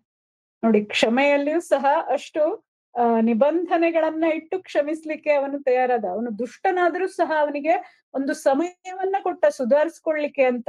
ಆಗಿದೆ, ಕ್ಷಮೆ ಮಾಡಿದಾಗ ಅವರು ಸುಧಾರಿಸ್ಕೊಳ್ಬೇಕು. ಯಾರಿಗೆ ನಾವು ಕ್ಷಮೆಯನ್ನ ಕೊಡ್ತೀವೋ ಅವರು ಸುಧಾರಿಸ್ಕೊಳ್ತಾರೆ ಅಂದ್ರೆ ಕ್ಷಮೆ ಅಲ್ಲಿ ಯೋಗ್ಯ ಅಂತ. ಯೋಗ್ಯತೆ ಇರ್ಬೇಕು ಕ್ಷಮೆ ಮಾಡ್ಲಿಕ್ಕೂ ಸಹ. ಅಂತಹ ಅದು ಧರ್ಮ ಆಗತ್ತೆ ಅಂತ. ಧರ್ಮ ಅಲ್ಲಿ ಆಗತ್ತೆ, ನಾವು ಯಾರಿಗೆ ಯೋಗ್ಯರೋ ಅವರಿಗೆ ಕ್ಷಮೆ ಮಾಡಿದಾಗ ಅದು ಯೋಗ್ಯ ಆಗತ್ತೆ ಅಂತ. ಹಾಗೆ ಶಿಶುಪಾಲ ಅಲ್ಲಿ ಏನು ಅವನ ತಪ್ಪಿಗೆ ಶಿಕ್ಷೆಯನ್ನು ಹೊಂದಿದ ಅಂತ ಅಲ್ವಾ. ನಾವು ಕ್ಷಮಾಗುಣವನ್ನ, ಅಲ್ಲೂ ಮರೆಯುವ ಗುಣ, ಇದು ಮರೆಯುವ ಗುಣವನ್ನು ಪರಮಾತ್ಮ ಕೊಟ್ಟಿದ್ದಕ್ಕೆ ನಾವು ಇಷ್ಟು ಸರಿಯಾಗಿದ್ದೇವೆ, ನಮ್ಮ ಮನಸ್ಸು ಸರಿಯಾಗಿದೆ. ಇಲ್ಲ, ಎಲ್ಲರೂ ಮಾನಸಿಕ ರೋಗಿಗಳೇ ಆಗೋದು. ಮರೆಯುವ ಗುಣ ಯಾವಾಗ ಇಲ್ಲ ಅಂತಾದ್ರೆ, ಪರಮಾತ್ಮ ಎಷ್ಟೊಂದು ಒಳ್ಳೆಯ ಗುಣಗಳನ್ನ ಎಷ್ಟು ಕಾರುಣ್ಯದಿಂದ ನಮಗೆಲ್ಲ ಕೊಟ್ಟಿದ್ದಾನೆ ನೋಡಿ. ನಾವು ಅವನನ್ನ ಸ್ಮರಿಸೋದೇ ಇಲ್ಲ. ನಮ್ಮದೇ ಒಂದು ಜೀವನದ ಏನು ಬಾವಿ ಒಳಗ ಮುಳುಗದ ಕೆಪ್ಪೆ ಹಾಗೆ ನಾವು ಇದ್ಬಿಡ್ತೇವೆ ಅಲ್ವಾ. ನಮ್ಮದೇ ಒಂದು ಕೆಲಸವನ್ನ ಮಾಡ್ತಾ ಅವನನ್ನ ದಿವ್ಸಕ್ಕೆ 2 ಸಲ ಧ್ಯಾನ ಮಾಡುವ ಒಂದು ಸಮಯವೂ ಸಹ ನಮಗೆ ಇಲ್ದಾಗಿದೆ. ಹಾಗಾಗಿ ಅಂತ ಒಂದು ಮರೆಯುವ ಗುಣವನ್ನ ಅವನು ಕೊಟ್ಟಿದ್ದಾನೆ. ಆ ಮರೆಯುವ ಗುಣ ಇಲ್ಲ ಅಂದ್ರೆ ಅಲ್ಲಿ ಕ್ರೋಧ, ನಮಗೆ ದ್ವೇಷ ಉಂಟಾಗ್ತಿತ್ತು ಯಾರ ಮೇಲೆ, ಆ ಕ್ಷಮ ಯಾರಿಗೆ ಮಾಡ್ಬೇಕು ಅವ್ರ ಮೇಲೆ ನಮಗೆ ದ್ವೇಷ ಉಂಟಾದ್ರೆ, ಆ ದ್ವೇಷದಿಂದ ಅಲ್ಲಿ ಇನ್ನೂ ಹೆಚ್ಚು ಬೆಂಕಿಗೆ ತುಪ್ಪ ಹಾಕಿದ ಹಾಗೆ ಅದು ಇನ್ನೂ ವೈಪರೀತ್ಯಕ್ಕೆ ಹೋಗುತ್ತೆ ವಿನಃ ಅಲ್ಲಿ ಅದನ್ನ ಮುಚ್ಚೋದಿಲ್ಲ ಅಂತ. ಅಂದ್ರೆ ಆ ಒಂದು ಏನು ದ್ವೇಷವನ್ನ ಮುಚ್ಚೋದಿಲ್ಲ. ಅದೇ ಕ್ಷಮೆ ಮಾಡ್ಬಿಟ್ರೆ ಆ ದ್ವೇಷ ಅಲ್ಲಿಗೆ ಮುಗ್ದು ಹೋಗ್ಬಿಡತ್ತೆ, ಅಲ್ಲಿ ಒಳ್ಳೆಯ ಬಾಂಧವ್ಯ ಉಂಟಾಗತ್ತೆ ಅಂತ. ಹಾಗೆ ನಮ್ಮ ಧರ್ಮ ಆತರ, ಅಂದ್ರೆ ಕ್ಷಮಾಗುಣದಿಂದ ಇರ್ಬೇಕು ನಮ್ಮ ಧರ್ಮ. ನಾವು ಕ್ಷಮೆಯನ್ನ ನಾವು ಆ ಧರ್ಮವನ್ನ ನಾವು ಅನುಸರಿಸಿದಾಗ ನಾವು ಕ್ಷಮಾಗುಣವನ್ನು ನಮ್ಮಲ್ಲಿ ಇಟ್ಕೊಳ್ಬೇಕು. ಅದು ನಮ್ಮಲ್ಲಿ ಇದ್ರೆ ಅಲ್ಲಿ ನಾವು ಧರ್ಮವನ್ನ ಅನುಸರಿಸಿದ ಹಾಗೆ ಅಂತ. ಹಾಗೆ ಇಲ್ಲಿ 3ನೇದು ದಮಹ ಅಂತ ಬರುತ್ತೆ. ಇಲ್ಲಿ ದಮಹ ಅಂದ್ರೆ ಇಂದ್ರಿಯ ನಿಗ್ರಹ ಅಂತ. ಇಲ್ಲಿ ಇಂದ್ರಿಯ ನಿಗ್ರಹ ಅಂದ್ರೆ ಮನಸ್ಸು ಮತ್ತೆ ನಮ್ಮ ಎಲ್ಲ ಇಂದ್ರಿಯಗಳು, ಬಾಹ್ಯೇಂದ್ರಿಯಗಳನ್ನು ಸಹ ನಿಗ್ರಹಿಸುವ ಒಂದು ಗುಣ, ಅದು ಧರ್ಮದಲ್ಲಿ ಬರುತ್ತೆ ನೋಡಿ. ಎಲ್ಲ ಇಂದ್ರಿಯಗಳನ್ನ ನಾವು ಯೋಗದ ಮೂಲಕ ಹೇಗೆ ಅಲ್ಲಿ ನಿಗ್ರಹಿಸುವ ಶಕ್ತಿಯನ್ನು ನಾವು ಹೊಂದ್ತೇವೆ ಯೋಗವನ್ನು ಮಾಡಿದಾಗ, ಹಾಗೆ ನಮ್ಮ ಆಹಾರ, ನಡೆ, ನುಡಿ, ವಿಹಾರ ಎಲ್ಲವೂ ಸಹ, ಉಡುಗೆ ತೊಡುಗೆಗಳು ಸಹ ಧರ್ಮ ಆಗ್ಬೇಕು ಅಂದ್ರೆ ಅಲ್ಲಿ ಇಂದ್ರಿಯ ನಿಗ್ರಹ ಇರ್ಬೇಕು ಅಂತ. ನಾವು ಎಲ್ಲೆಲ್ಲೋ ಹೇಗೇಗೋ ಬಟ್ಟೆಯನ್ನ ತೊಟ್ಟು ಹೋಗ್ಲಿಕ್ಕೆ ಸಾಧ್ಯ ಇಲ್ಲ. ಹಾಗೆ ಆ ಬೇರೆ ಅಂದ್ರೆ ಮನೆಯಲ್ಲಿ ಹಾಕುವ ಒಂದು ಉಡುಗೆಯನ್ನು ತೊಡ್ಕೊಂಡು ನಾವು ದೇವಸ್ಥಾನಕ್ಕೆ ಹೋಗ್ಲಿಕ್ಕೆ ಆಗೋದಿಲ್ಲ. ಯಾಕೆ ಆಗೋದಿಲ್ಲ ಅಂದ್ರೆ ಅಲ್ಲಿ ಭಕ್ತಿ ಬರೋದಿಲ್ಲ. ಹಾಗಾಗಿ ಆ ಒಂದು ಉಡುಗೆ ಸರಿಯಾಗಿರ್ಬೇಕು. ಎಲ್ಲಿ ಹೋಗ್ತೇವೋ ಅಲ್ಲಿಯ ಉಡುಗೆ ನಮಗೆ ಅಲ್ಲಿಯ ಒಂದು ಧರ್ಮದ ಪ್ರಕಾರ ಇದ್ರೆ ಅಲ್ಲಿ ಆ ಒಂದು ವಿಚಾರ ಸರಿಯಾಗಿ ನಮಗೆ ಅರ್ಥ ಆಗತ್ತೆ. ಈಗ ಪೂಜೆ ಮಾಡುವಾಗ ನಾವು ಉಡುಗೆಯನ್ನೇ ಉಟ್ಕೊಳ್ಬೇಕು. ಅಂದ್ರೆ ಶುದ್ಧವಾಗಿರ್ಬೇಕು ಅಂತ ಅದ್ರ ಅರ್ಥ. ನಮ್ಮ ಮನಸ್ಸು ಬರೇ ದೇಹ ಶುದ್ಧ ಆದ್ರೆ ಸಾಕಾಗದು. ಮನಸ್ಸು ಸಹ ಶುದ್ಧ ಆಗ್ಬೇಕು ಅಂದ್ರೆ ನಮ್ಮ ಉಡುಗೆ ಹೊಸ ಬಟ್ಟೆಯನ್ನ ಯಾಕೆ ಹೇಳಿದ್ದಾರೆ ಹಬ್ಬದಲ್ಲಿ? ಆ ಹೊಸ ಬಟ್ಟೆಯನ್ನು ತೊಟ್ಟಾಗ ನಮಗೆ ಹೊಸತನ ನಮ್ಮ ಮನಸ್ಸಿಗೆ ಹಾಗೆ ದೇಹಕ್ಕೂ ಸಹ ಅಲ್ಲಿ ನಮಗೆ ಸಿಗತ್ತೆ. ಅದಕ್ಕಾಗಿ ಹೊಸತನ್ನ ತೊಡ್ಲಿಕ್ಕೆ ಹೇಳ್ತಾರೆ ಹಬ್ಬದಲ್ಲೆಲ್ಲ. ಹಾಗೆ ನಮ್ಮ ಅಂದ್ರೆ ನಿಮಗೆ ಅದನ್ನ ತೊಡಬೇಕು ಅಂತಾದ್ರೂ ಈಗ ಬೇರೆ ಬೇರೆ ಬಟ್ಟೆಯನ್ನ ತೊಡಬೇಕು ಅಂತಾದ್ರೂ ಅದ್ರಲ್ಲೂ ಧರ್ಮ ಇದೆ ಅಂತ. ನೀನು ಹೆಣ್ಣಿಗೆ ಆ ಧರ್ಮವನ್ನ ಹೇಳಿದ್ದಾರೆ. ಹೀಗಿರ್ಬೇಕು ನಿನ್ನ ಒಂದು ಅಲಂಕಾರ ಅಂತ ಹೇಳಿದ್ದಾರೆ. ಆ ಉಡುಗೆ ತೊಡುಗೆಗಳು ಅಲ್ಲಿ ಸೌಭಾಗ್ಯವತಿಯರಿಗೆ ಅಂದ್ರೆ ಹೆಣ್ಣಿಗೆ ತಾಯಿಯನ್ನ ನಾವು ಹೇಗೆ ಲಲಿತಾಂಬಿಕೆಯನ್ನ ಪೂಜಿಸುವಾಗ ಅವಳನ್ನ ಹೇಗೆ ನಾವು ಕಾಣ್ತೀವೋ ಹಾಗೆ ಹೆಂಗಸರ ಡ್ರೆಸ್ ಇರ್ಬೇಕು ಅಂತಿದೆ. ನಮ್ಮ ಮಾತೆಯರ ಉಡುಗೆ ತೊಡುಗೆ ಹಾಗಿದ್ರೆ ಆ ವಿಚಾರನೂ ಸಹ ಒಳ್ಳೇದಿರುತ್ತೆ. ಅದಕ್ಕಾಗಿ ಆ ಒಂದು ಉಡುಗೆ ಹಾಗಿರ್ಬೇಕು, ನಡೆ ನುಡಿ ಹಾಗೆ ಬರುತ್ತೆ ಅಂತ. ಆ ಉಡುಗೆಯಲ್ಲೇ ನಮ್ಮ ವಿಚಾರ ಇರುತ್ತೆ ಅಂತ.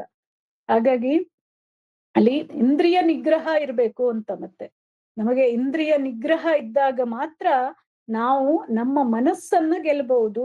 ಆ ಮನಸ್ಸನ್ನ ಗೆದ್ದಾಗ ಅಲ್ಲಿ ಧರ್ಮ ರಕ್ಷಣೆ ಆಗತ್ತೆ ಅಂತ. ನೋಡಿ, ಸುಮ್ನೆ ಆಗೋದಿಲ್ಲ. ಇಲ್ಲಿ ಪರಮಾತ್ಮ ಹೇಳ್ತಾನೆ ನೋಡಿ 4ನೇ ಅಧ್ಯಾಯದಲ್ಲಿ, ಯದಾ ಯದಾ ಹಿ ಧರ್ಮಸ್ಯ ಗ್ಲಾನಿರ್ಭವತಿ ಭಾರತ ಅಭ್ಯುತ್ಥಾನಂ ಅಧರ್ಮಸ್ಯ ತದಾತ್ಮಾನಂ ಸೃಜಾಮ್ಯಹಂ ಅಂತ ಹೇಳ್ತಾನೆ. ಅಲ್ಲಿ ಯಾವಾಗ ಧರ್ಮದ ಅವನತಿ, ಈ ಒಂದು ವಿಚಾರ ಇಂದ್ರಿಯ ನಿಗ್ರಹ ಮಾಡದೇ ಇದ್ರೆ ನಮ್ ಧರ್ಮದ ಅವನತಿನೇ ಆಗ್ತಾನೆ ಇದೆ ಈಗ ಅಲ್ವಾ? ಹಾಗಾಗಿ ಯಾವಾಗ ಧರ್ಮದ ಅವನತಿ ಆಗುವುದೋ ಮತ್ತೆ ಅಧರ್ಮದ ಉನ್ನತಿ ಆಗ್ತಾ ಇದೆ ಕಲಿಯುಗದಲ್ಲಿ, ಆದ್ರೆ ಆವಾಗ ನಾನು ಅವತರಿಸ್ತೇನೆ ಅಂತ ಹೇಳಿದಾನೆ. ಹಾಗಾದ್ರೆ ಅವನು ಅವತರಿಸ್ಬೇಕಲ್ಲ. ಅಂದ್ರೆ ಇಂದ್ರಿಯ ನಿಗ್ರಹ ಮಾಡ್ತಾ ಇಲ್ಲ ಈಗಂತೂ ಅಲ್ವಾ? ಯಾರು ಮಾಡ್ತಾ ಇಲ್ಲ. ಹಾಗಾದ್ರೆ ಅವನು ಅವತರಿಸ್ಬೇಕಲ್ಲ ಅಂತ ಹೇಳಿದ್ರೆ ಮುಂದಿನ ಶ್ಲೋಕದಲ್ಲಿಯೇ ಪರಮಾತ್ಮ ಹೇಳ್ತಾನೆ, ಪರಿತ್ರಾಣಾಯ ಸಾಧೂನಾ ವಿನಾಶಾಯ ಚ ದುಷ್ಕೃತಾಂ ಧರ್ಮ ಸಂಸ್ಥಾಪನಾರ್ಥಾಯ ಸಂಭವಾಮಿ ಯುಗೆ ಯುಗೆ ಅಂತ ಹೇಳ್ಬಿಟ್ಟ. ಯಾಕೆ ಹೀಗೆ ಹೇಳ್ದ ಅಂದ್ರೆ ಪರಿತ್ರಾಣಾಯ ಸಾಧೂನಾ, ಅವನು ಹೇಳ್ತಾನೆ ಸಾಧುಗಳ ರಕ್ಷಣೆಗೋಸ್ಕರ ನಾನು, ಮತ್ತೆ ದುಷ್ಟರ ವಿನಾಶಕ್ಕಾಗಿ, ಮತ್ತೆ ಧರ್ಮದ ಸಂಸ್ಥಾಪನೆಗೋಸ್ಕರ ನಾನು ಅವತರಿಸ್ತೇನೆ ಅಂತ.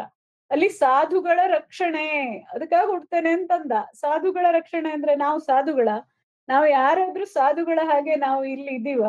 ಸಾಧುಗಳಿಗೆ ಎಷ್ಟೊಂದು ಒಳ್ಳೆಯ ಗುಣ. ನಾವು ಇಷ್ಟಾದ್ರೂ ಸುರಕ್ಷತೆಯಲ್ಲಿ ಇದ್ದೇವೆ ಅಂತಾದ್ರೆ ಆ ಸಾಧುಗಳು ಅಲ್ಲಿ ಹಿಮಾಲಯದ ಪರ್ವತದಲ್ಲೋ ಅಲ್ಲಿ ಎಲ್ಲ ಜಪ ತಪಗಳನ್ನ ಮಾಡಿಕೊಂಡು ಅವರ ಆಹಾರವನ್ನ ಇಂದ್ರಿಯಗಳನ್ನ ನಿಗ್ರಹಿಸಿಕೊಂಡು ಇರುವ ಆ ತಪಸ್ಸಿನ ಕಾರಣದಿಂದ ನಾವು ಇಷ್ಟು ಧರ್ಮ ಇದೆ, ಸ್ವಲ್ಪ ಆದ್ರೂ ಸುರಕ್ಷತೆಯಲ್ಲಿ ಇದ್ದೇವೆ. ಇನ್ನು ಮುಂದೆ ಹೇಗೋ ದೇವರಿಗೆ ಗೊತ್ತು. ಹಾಗಾಗಿ ನಾವು ಸಾಧುಗಳೇ ಅಲ್ಲ, ಸಾಧುಗಳ ಲಕ್ಷಣ ಒಂದು ನಮ್ಮಲ್ಲಿ ಇಲ್ಲ. ಯಾಕೆಂದ್ರೆ ಆ ಸಾಧುಗಳ ಲಕ್ಷಣವನ್ನ ಅವನು ಹೇಳ್ತಾ ಹೋಗ್ತಾನೆ. ನಾವು ಅಹಿಂಸೆ ಇದೆ, ಅಹಿಂಸೆ, ಸತ್ಯ, ತ್ಯಾಗ, ಶಾಂತಿ, ಚಾಡಿ ಹೇಳದಿರುವುದು, ಮೃದು ಸ್ವಭಾವ, ನಾಚಿಕೆ, ಅಚಾಪಲ, ಹಾಗೆ ಅಂದ್ರೆ ಚಾಪಲ್ಯ ನಮ್ಮಲ್ಲಿ, ಮತ್ತೆ ವಿಷಯ ಲಂಪಟತೆ, ಇದೆಲ್ಲ ಇದೆ. ಇದೆಲ್ಲ ಇರೋದ್ರಿಂದ ನಾವು ಸಾಧುಗಳಾಗ್ಲಿಕ್ಕೆ ಸಾಧ್ಯನೇ ಇಲ್ಲ. ಅಹಿಂಸೆ ಅಂದ್ರೆ ಏನು? ಅಹಿಂಸೆ ಅಂದ್ರೆ ನಾವು ಅಂದ್ರೆ ಪೂರ್ತಿ ಆ ಈಗೆಲ್ಲ ಸಸ್ಯಾಹಾರಿಗಳು ಸಹ ಮಾಂಸಾಹಾರಿಗಳಾಗ್ತಾ ಇದ್ದಾರೆ. ಅದರಲ್ಲೇ ನಮ್ಮ ಅಹಿಂಸೆ ಅಲ್ವಾ? ಅಂದ್ರೆ ಆ ಪ್ರಾಣಿಯನ್ನ ಕೊಲ್ಲಬಾರದು ಅನ್ನುವ ನಮ್ಮ ಪ್ರಜ್ಞೆನೇ ಹೋಗ್ತಾ ಇದೆ. ಅಲ್ಲಿ ಆ ಸಾಧುಗಳ ಒಂದು ಒಳ್ಳೆಯ ಒಂದು ಗುಣ ನಮ್ಮಲ್ಲಿ ಇದೆಯಾ? ಇಲ್ಲ, ಹೋಯ್ತು ಅಲ್ಲಿ. ಹಾಗೆ ಸತ್ಯ ಅಂತೂ ಹೇಳೋದೇ ಇಲ್ಲ, ಹೇಳೋದೆಲ್ಲ ಸುಳ್ಳೆ. ಹಾಗಾಗಿ ಆ ಸಾಧುಗಳ ಗುಣ ಹೋಯ್ತು. ತ್ಯಾಗ ಅಂತೂ ಇಲ್ವೇ ಇಲ್ಲ. ನಮಗೆ ನಮ್ಮ ಪ್ರೀತಿಯ ವಸ್ತುಗಳನ್ನು ನಮಗಾಗಿಯೇ ಇಟ್ಕೊಳ್ತೇವೆ ಬಿಟ್ರೆ ಬೇರೆಯವರಿಗೆ ಕೊಡುವ ಗುಣ ನಮ್ಮಲ್ಲಿ ಇಲ್ಲ ಅಂತ. ಶಾಂತಿ ಅಂತೂ ಮನಸ್ಸಿಗೆ ಇಲ್ವೇ ಇಲ್ಲ. ಹಾಗಾಗಿ ಎಲ್ಲ ಚಾಡಿ ಹೇಳೋದು, ಎಲ್ಲ ವಿಷಯ ಲಂಪಟ, ಎಲ್ಲ ಕೆಟ್ಟ ಸ್ವಭಾವವು ನಮ್ಮಲ್ಲಿ ಇರೋದ್ರಿಂದ ನಾವು ಸಾಧುಗಳಾಗ್ಲಿಕ್ಕೆ ಸಾಧ್ಯನೇ ಇಲ್ಲ. ಹಾಗಾಗಿ ಪರಮಾತ್ಮ ಹೇಳಿದ್ದು ಸಾಧುಗಳ ರಕ್ಷಣೆಗೆ ಬರ್ತೇನೆ ಅಂತ. ಅಲ್ಲಿ ಇದ್ದಾರೆ ಸಾಧುಗಳು, ಅವರು ಧರ್ಮ ರಕ್ಷಣೆಯನ್ನು ಮಾಡ್ತಾ ಇದ್ದಾರೆ. ಅವರಿಗೆ ಏನಾದ್ರೂ ತೊಂದರೆ ಆದ್ರೆ ನಾನು ಬರ್ತೇನೆ ಅಂತ ಹೇಳಿದ್ರು. ಹಾಗಾಗಿ ನಾವು ಸಾಧುಗಳಾಗ್ಬೇಕು ಅಂದ್ರೆ ಈ ಧರ್ಮವನ್ನ ನಾವು ರಕ್ಷಿಸುವವರಾಗ್ಬೇಕು. ಧರ್ಮ ರಕ್ಷಣೆ ಯಾರು ಮಾಡ್ತಾರೋ ಅವರನ್ನ ನಾನು ರಕ್ಷಿಸ್ತೇನೆ ಅಂತ ಹೇಳಿದ್ದಾನೆ. ಹಾಗಾಗಿ ನಾವು ಈ ಇಂದ್ರಿಯ ನಿಗ್ರಹವನ್ನ ಮಾಡಿದಾಗ ಧರ್ಮ ರಕ್ಷಣೆ ಸಾಧ್ಯ ಅಂತ ಹೇಳ್ತಾ ಹೋಗ್ತಾನೆ. ಮತ್ತೆ ಆಸ್ತೇಯ ನಾಲ್ಕನೇದು ಆ ಧರ್ಮದ ಲಕ್ಷಣಗಳಲ್ಲಿ ಆಸ್ತೇಯಂ ಅಂತ. ಆಸ್ತೇಯಂ ಅಂದ್ರೆ ಏನು? ಪ್ರಾಮಾಣಿಕತೆ ಅಂತ. ಪ್ರಾಮಾಣಿಕತೆ ಅಂದ್ರೆ ನಮ್ಮದು ನಮಗೆ ಇಟ್ಕೊಂಡಿರೋದು ಅಷ್ಟೇ. ಬೇರೆಯವರನ್ನ ಕಸಿದು ತಿನ್ನೋದು, ಕಸಿದು ಅವರ ಒಂದು ಅವರ ವಸ್ತುವನ್ನ, ಬೇರೆಯವರ ವಸ್ತುವನ್ನ ನಾವು ಹೊಂದಬಾರ್ದು ಅಂತ. ಅದು ಪ್ರಾಮಾಣಿಕತೆ ಅಲ್ವಾ? ನಾವು ಪ್ರಾಮಾಣಿಕರಾಗಿ, ಈಗ ಒಬ್ಬ ವಿದ್ಯಾರ್ಥಿ ಅವನ ಒಂದು ಓದಿದ್ದನ್ನ ಬರೆದ್ರೆ ಅದು ಪ್ರಾಮಾಣಿಕತೆ ಆಗತ್ತೆ. ಅದೇ ಅಲ್ಲಿ ಕಾಪಿ ಮಾಡಿದ್ರೆ, ಬೇರೆಯವರನ್ನ ನೋಡಿ ಬರೆದಾಗ ಅದು ಅಲ್ಲಿ ಪ್ರಾಮಾಣಿಕತೆ ಹೋಯ್ತು ಒಂದು. ಹಾಗಾಗಿ ಆ ಪ್ರಾಮಾಣಿಕತೆ ಇದ್ರೆ ಅದು ಧರ್ಮ ಆಗತ್ತೆ ಅಂತ. ಆ ಗುಣ ನಮ್ಮಲ್ಲಿ ಇರ್ಬೇಕು ಅಂತ ಹೇಳ್ತಾನೆ.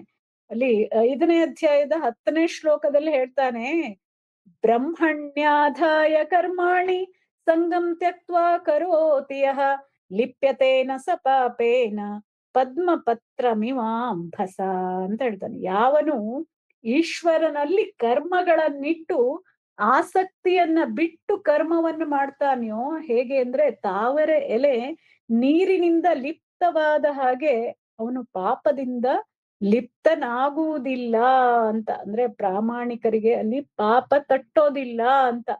ಹಾಗೆ ಆ ಪರಮಾತ್ಮ ನಮಗೆ ಧರ್ಮವನ್ನ ಹೇಗೆ ನಾವು ರಕ್ಷಣೆಯನ್ನು ಮಾಡ್ಬೇಕು ಅನ್ನೋದನ್ನ ಹೇಳ್ತಾ ಹೋಗ್ತಾನೆ. ಮತ್ತೆ ಇಲ್ಲಿ 5ನೇಯ ಒಂದು ಗುಣಲಕ್ಷಣ ಧರ್ಮದ್ದು ಶೌಚಂ ಅಂತ ಬರುತ್ತೆ. ಶೌಚಂ ಅಂದ್ರೆ ನಮ್ಮ ದೇಹದ ಒಳಗು ಹೊರಗು ಶುಚಿತ್ವ, ಶುಚಿಯಾಗಿ ಇರ್ಬೇಕು, ಸ್ವಚ್ಛವಾಗಿರ್ಬೇಕು ಅಂತ. ನಮಗೆ ದೇಹದ ಸ್ನಾನ ಮಾಡಿದಾಗ ದೇಹ ಬಾಹ್ಯದಲ್ಲಿ ಸ್ವಚ್ಛ ಮಾಡ್ತೀವಿ ನಾವು, ಬಾಹ್ಯ ರೂಪ ಸ್ವಚ್ಛ ಆಗತ್ತೆ. ಆದ್ರೆ ಮನಸ್ಸು ಸ್ವಚ್ಛ ಇರತ್ತಾ ಅಂದ್ರೆ ಇಲ್ಲ. ನಮ್ಮ ಮನಸ್ಸು ಯಾವಾಗಲೂ ಏನೋ ಒಂದು ವಿಚಾರವನ್ನ ಮಾಡ್ತಾ ಇರತ್ತೆ. ಆವಾಗ ಅಲ್ಲಿ ಧರ್ಮ ಹೋಯ್ತು, ಅಧರ್ಮನೇ. ಯಾಕೆಂದ್ರೆ ಆ ಪಾಪ ಪುಣ್ಯಗಳ ಲೆಕ್ಕಾಚಾರವೇ ಹಾಗಿದೆ. ನಾವು ಜಪ ತಪ ಏನು ಮಾಡ್ತಾ ಕೂತ್ಕೊಂಡ್ರು ನಮ್ಮ ಮನಸ್ಸು ಏನೋ ವಿಚಾರ ಮಾಡ್ತಾ ಇದ್ರೆ ಕೆಟ್ಟದ್ದನ್ನ, ಆಗ ಅಲ್ಲಿ ನಮ್ಮ ಪುಣ್ಯ ಸಿಗುವ ಒಂದು ಅವಕಾಶ ಹೋಯ್ತು. ಅಲ್ಲಿ ಅಧರ್ಮ ಆಯ್ತು ನಾವು ಮಾಡ್ತಿದ್ದದ್ದು, ಧರ್ಮ ಅಲ್ಲ ಅಂತ. ಹಾಗಾಗಿ ಆ ಶೌಚಂ, ನಾವು ಶುಚಿತ್ವವನ್ನ ಹೊಂದಿರ್ಬೇಕು. ಹೇಗೆ ಅಂದ್ರೆ ಬರೇ ಹೊರಗಿನಿಂದಲ್ಲ, ಒಳಗಿನಿಂದಲೂ ಮನಸ್ಸಿನಿಂದಲೂ ಸಹ ನಾವು. ಅದು ಹೇಗೆ ಸಾಧ್ಯ ಅಂದ್ರೆ ಪರಮಾತ್ಮನ ಚಿಂತನೆಯಿಂದ ಸಾಧ್ಯ. ಆ ಪುರಾಣಗಳು, ಶ್ರೀಮದ್ ಭಾಗವತ ಎಲ್ಲವನ್ನ ಓದಿದಾಗ ನಾವು ಹೇಗಿರ್ಬೇಕು, ಅಥವಾ ಈ ಒಂದು ಅಸುರಿ ಸ್ವಭಾವ ಅಂತ ನಮ್ಗೆ ದೈವಾಸುರ ಸಂಪದ್ ವಿಭಾಗ ಯೋಗ ಅಂತ ಬರುತ್ತೆ 16ನೇ ಅಧ್ಯಾಯ. ಅದರಲ್ಲಿ ನಾವು ಹೇಗಿರ್ಬೇಕು ಅನ್ನೋದು ಅಷ್ಟು ಚಂದ ಇದೆ. ಹಾಗೆ ಶ್ರದ್ಧಾತ್ರಯ ವಿಭಾಗ ಯೋಗದಲ್ಲೂ ನಾವು ಹೇಗೆ ಆಹಾರ, ನಮ್ಮ ವಿಚಾರ ಎಲ್ಲ ಹೇಗೆ ಇರ್ಬೇಕು, ಸಾತ್ವಿಕ ಗುಣ ನಮಗೆ ಹೇಗೆ ಉಂಟಾಗತ್ತೆ ಅನ್ನೋದು ಅಷ್ಟು ಚಂದ ಮಾಡಿದೆ. ಯಾಕೆಂದ್ರೆ ನಾವು ಈ ಸಾತ್ವಿಕ ಗುಣ ಬರ್ಬೇಕು ಅಂದ್ರೆ ಇಲ್ಲಿ ಒಂದು ವಿಚಾರ ಬರುತ್ತೆ, ನಾವು ಏಕಾದಶಿ ವ್ರತವನ್ನು ಮಾಡ್ಬೇಕು ಅಂತ. ನಾವು ಮಾನಸಿಕವಾಗಿ ಸ್ವಚ್ಛ ಆಗ್ಬೇಕು ಅಂದ್ರೆ ಏಕಾದಶಿ ವ್ರತವನ್ನು ಮಾಡ್ಬೇಕು.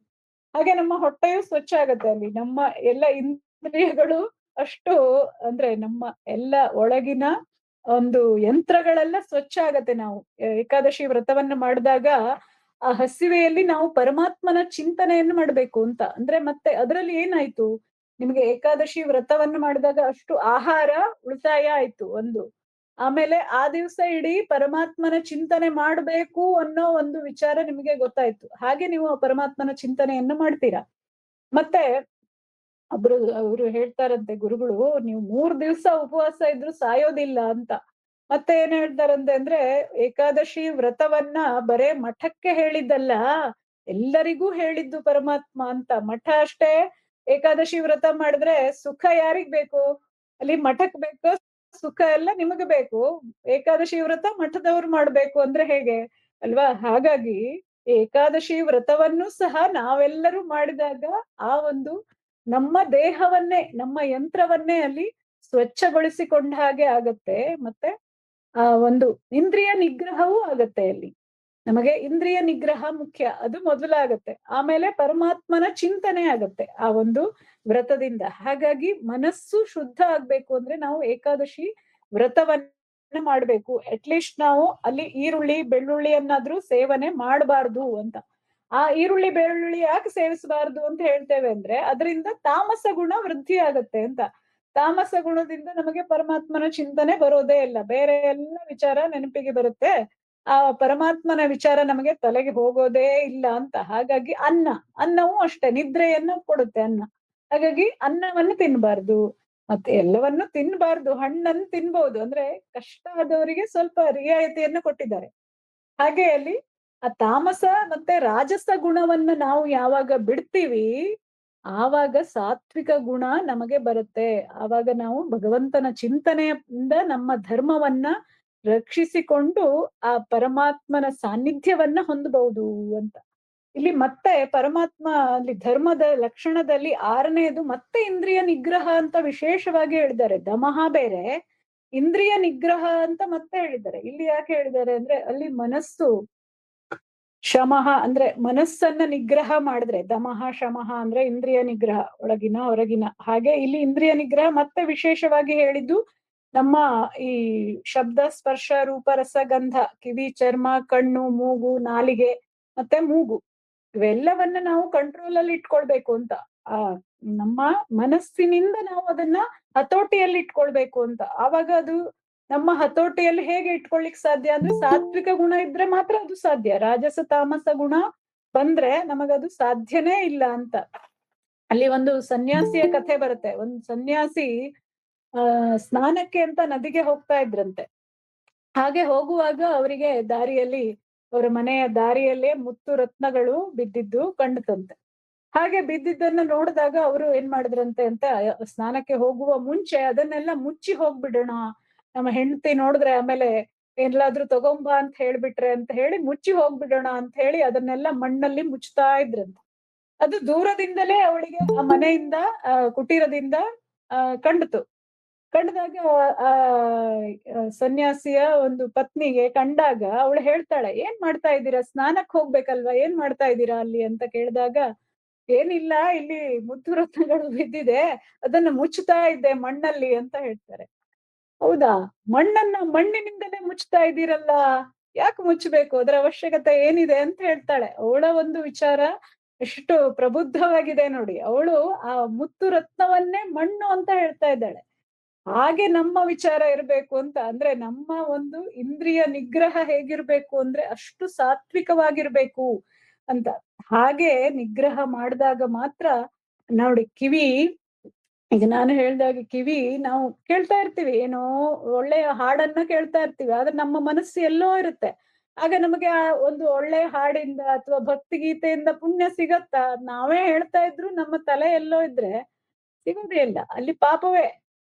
ಮತ್ತೆ ಹಾಗೆ ನಮ್ಮ ಚರ್ಮವೂ ಸಹ ಅಲ್ಲಿ ಪೂಜೆಯನ್ನು ಮಾಡ್ತಾ ಇರುವಾಗ ಸ್ಪರ್ಶ, ಹೂವಿನ ಸ್ಪರ್ಶ, ಹೂವನ್ನು ಕೊಯ್ತಾ ಇದ್ದೇವೆ, ಏನು ಭಗವಂತನಿಗೆ ಅರ್ಪಿಸ್ತಾ ಇದ್ರೂ ಸಹ ಅಲ್ಲಿ ನಮಗೆ ಬೇರೆ ವಿಚಾರವೇ ಇದ್ರೆ ಅದರಿಂದಲೂ ಸಹ ಪಾಪವೇ. ಹಾಗೆ ಕಣ್ಣು ಏನೋ ನೋಡ್ತಾ ಇದೆ, ಆದ್ರೆ ನೋಡಿ ಕಣ್ಣಿನಲ್ಲೂ ಸಹ ನಾವು ನೋಡ್ತಾ ಇದ್ರೂನು ಅದು ನಮ್ಮ ಲಕ್ಷ್ಯದಲ್ಲಿ ಇರೋದಿಲ್ಲ ಕೆಲವು ಸಲ. ಅಂದ್ರೆ ಅಲ್ಲಿ ಭಗವಂತ ಕೂತು ಆ ಒಂದು ಸುಚ್ಚು ಹಚ್ಚದಾಗೆ ನಮ್ಮ ಮನಸ್ಸಿಗೆ ಅದು ತಲುಪಬೇಕು. ನಾವು ನೋಡ್ತಾ ಇರೋದು ಭಗವಂತನ ಮೂರ್ತಿಯನ್ನು ನೋಡ್ತಾ ಇದ್ರು ನಮಗೆ ಭಕ್ತಿನೇ ಬರೋದಿಲ್ಲ, ಅಲ್ಲಿ ಏನ್ ಬಂತು ನಮಗೆ?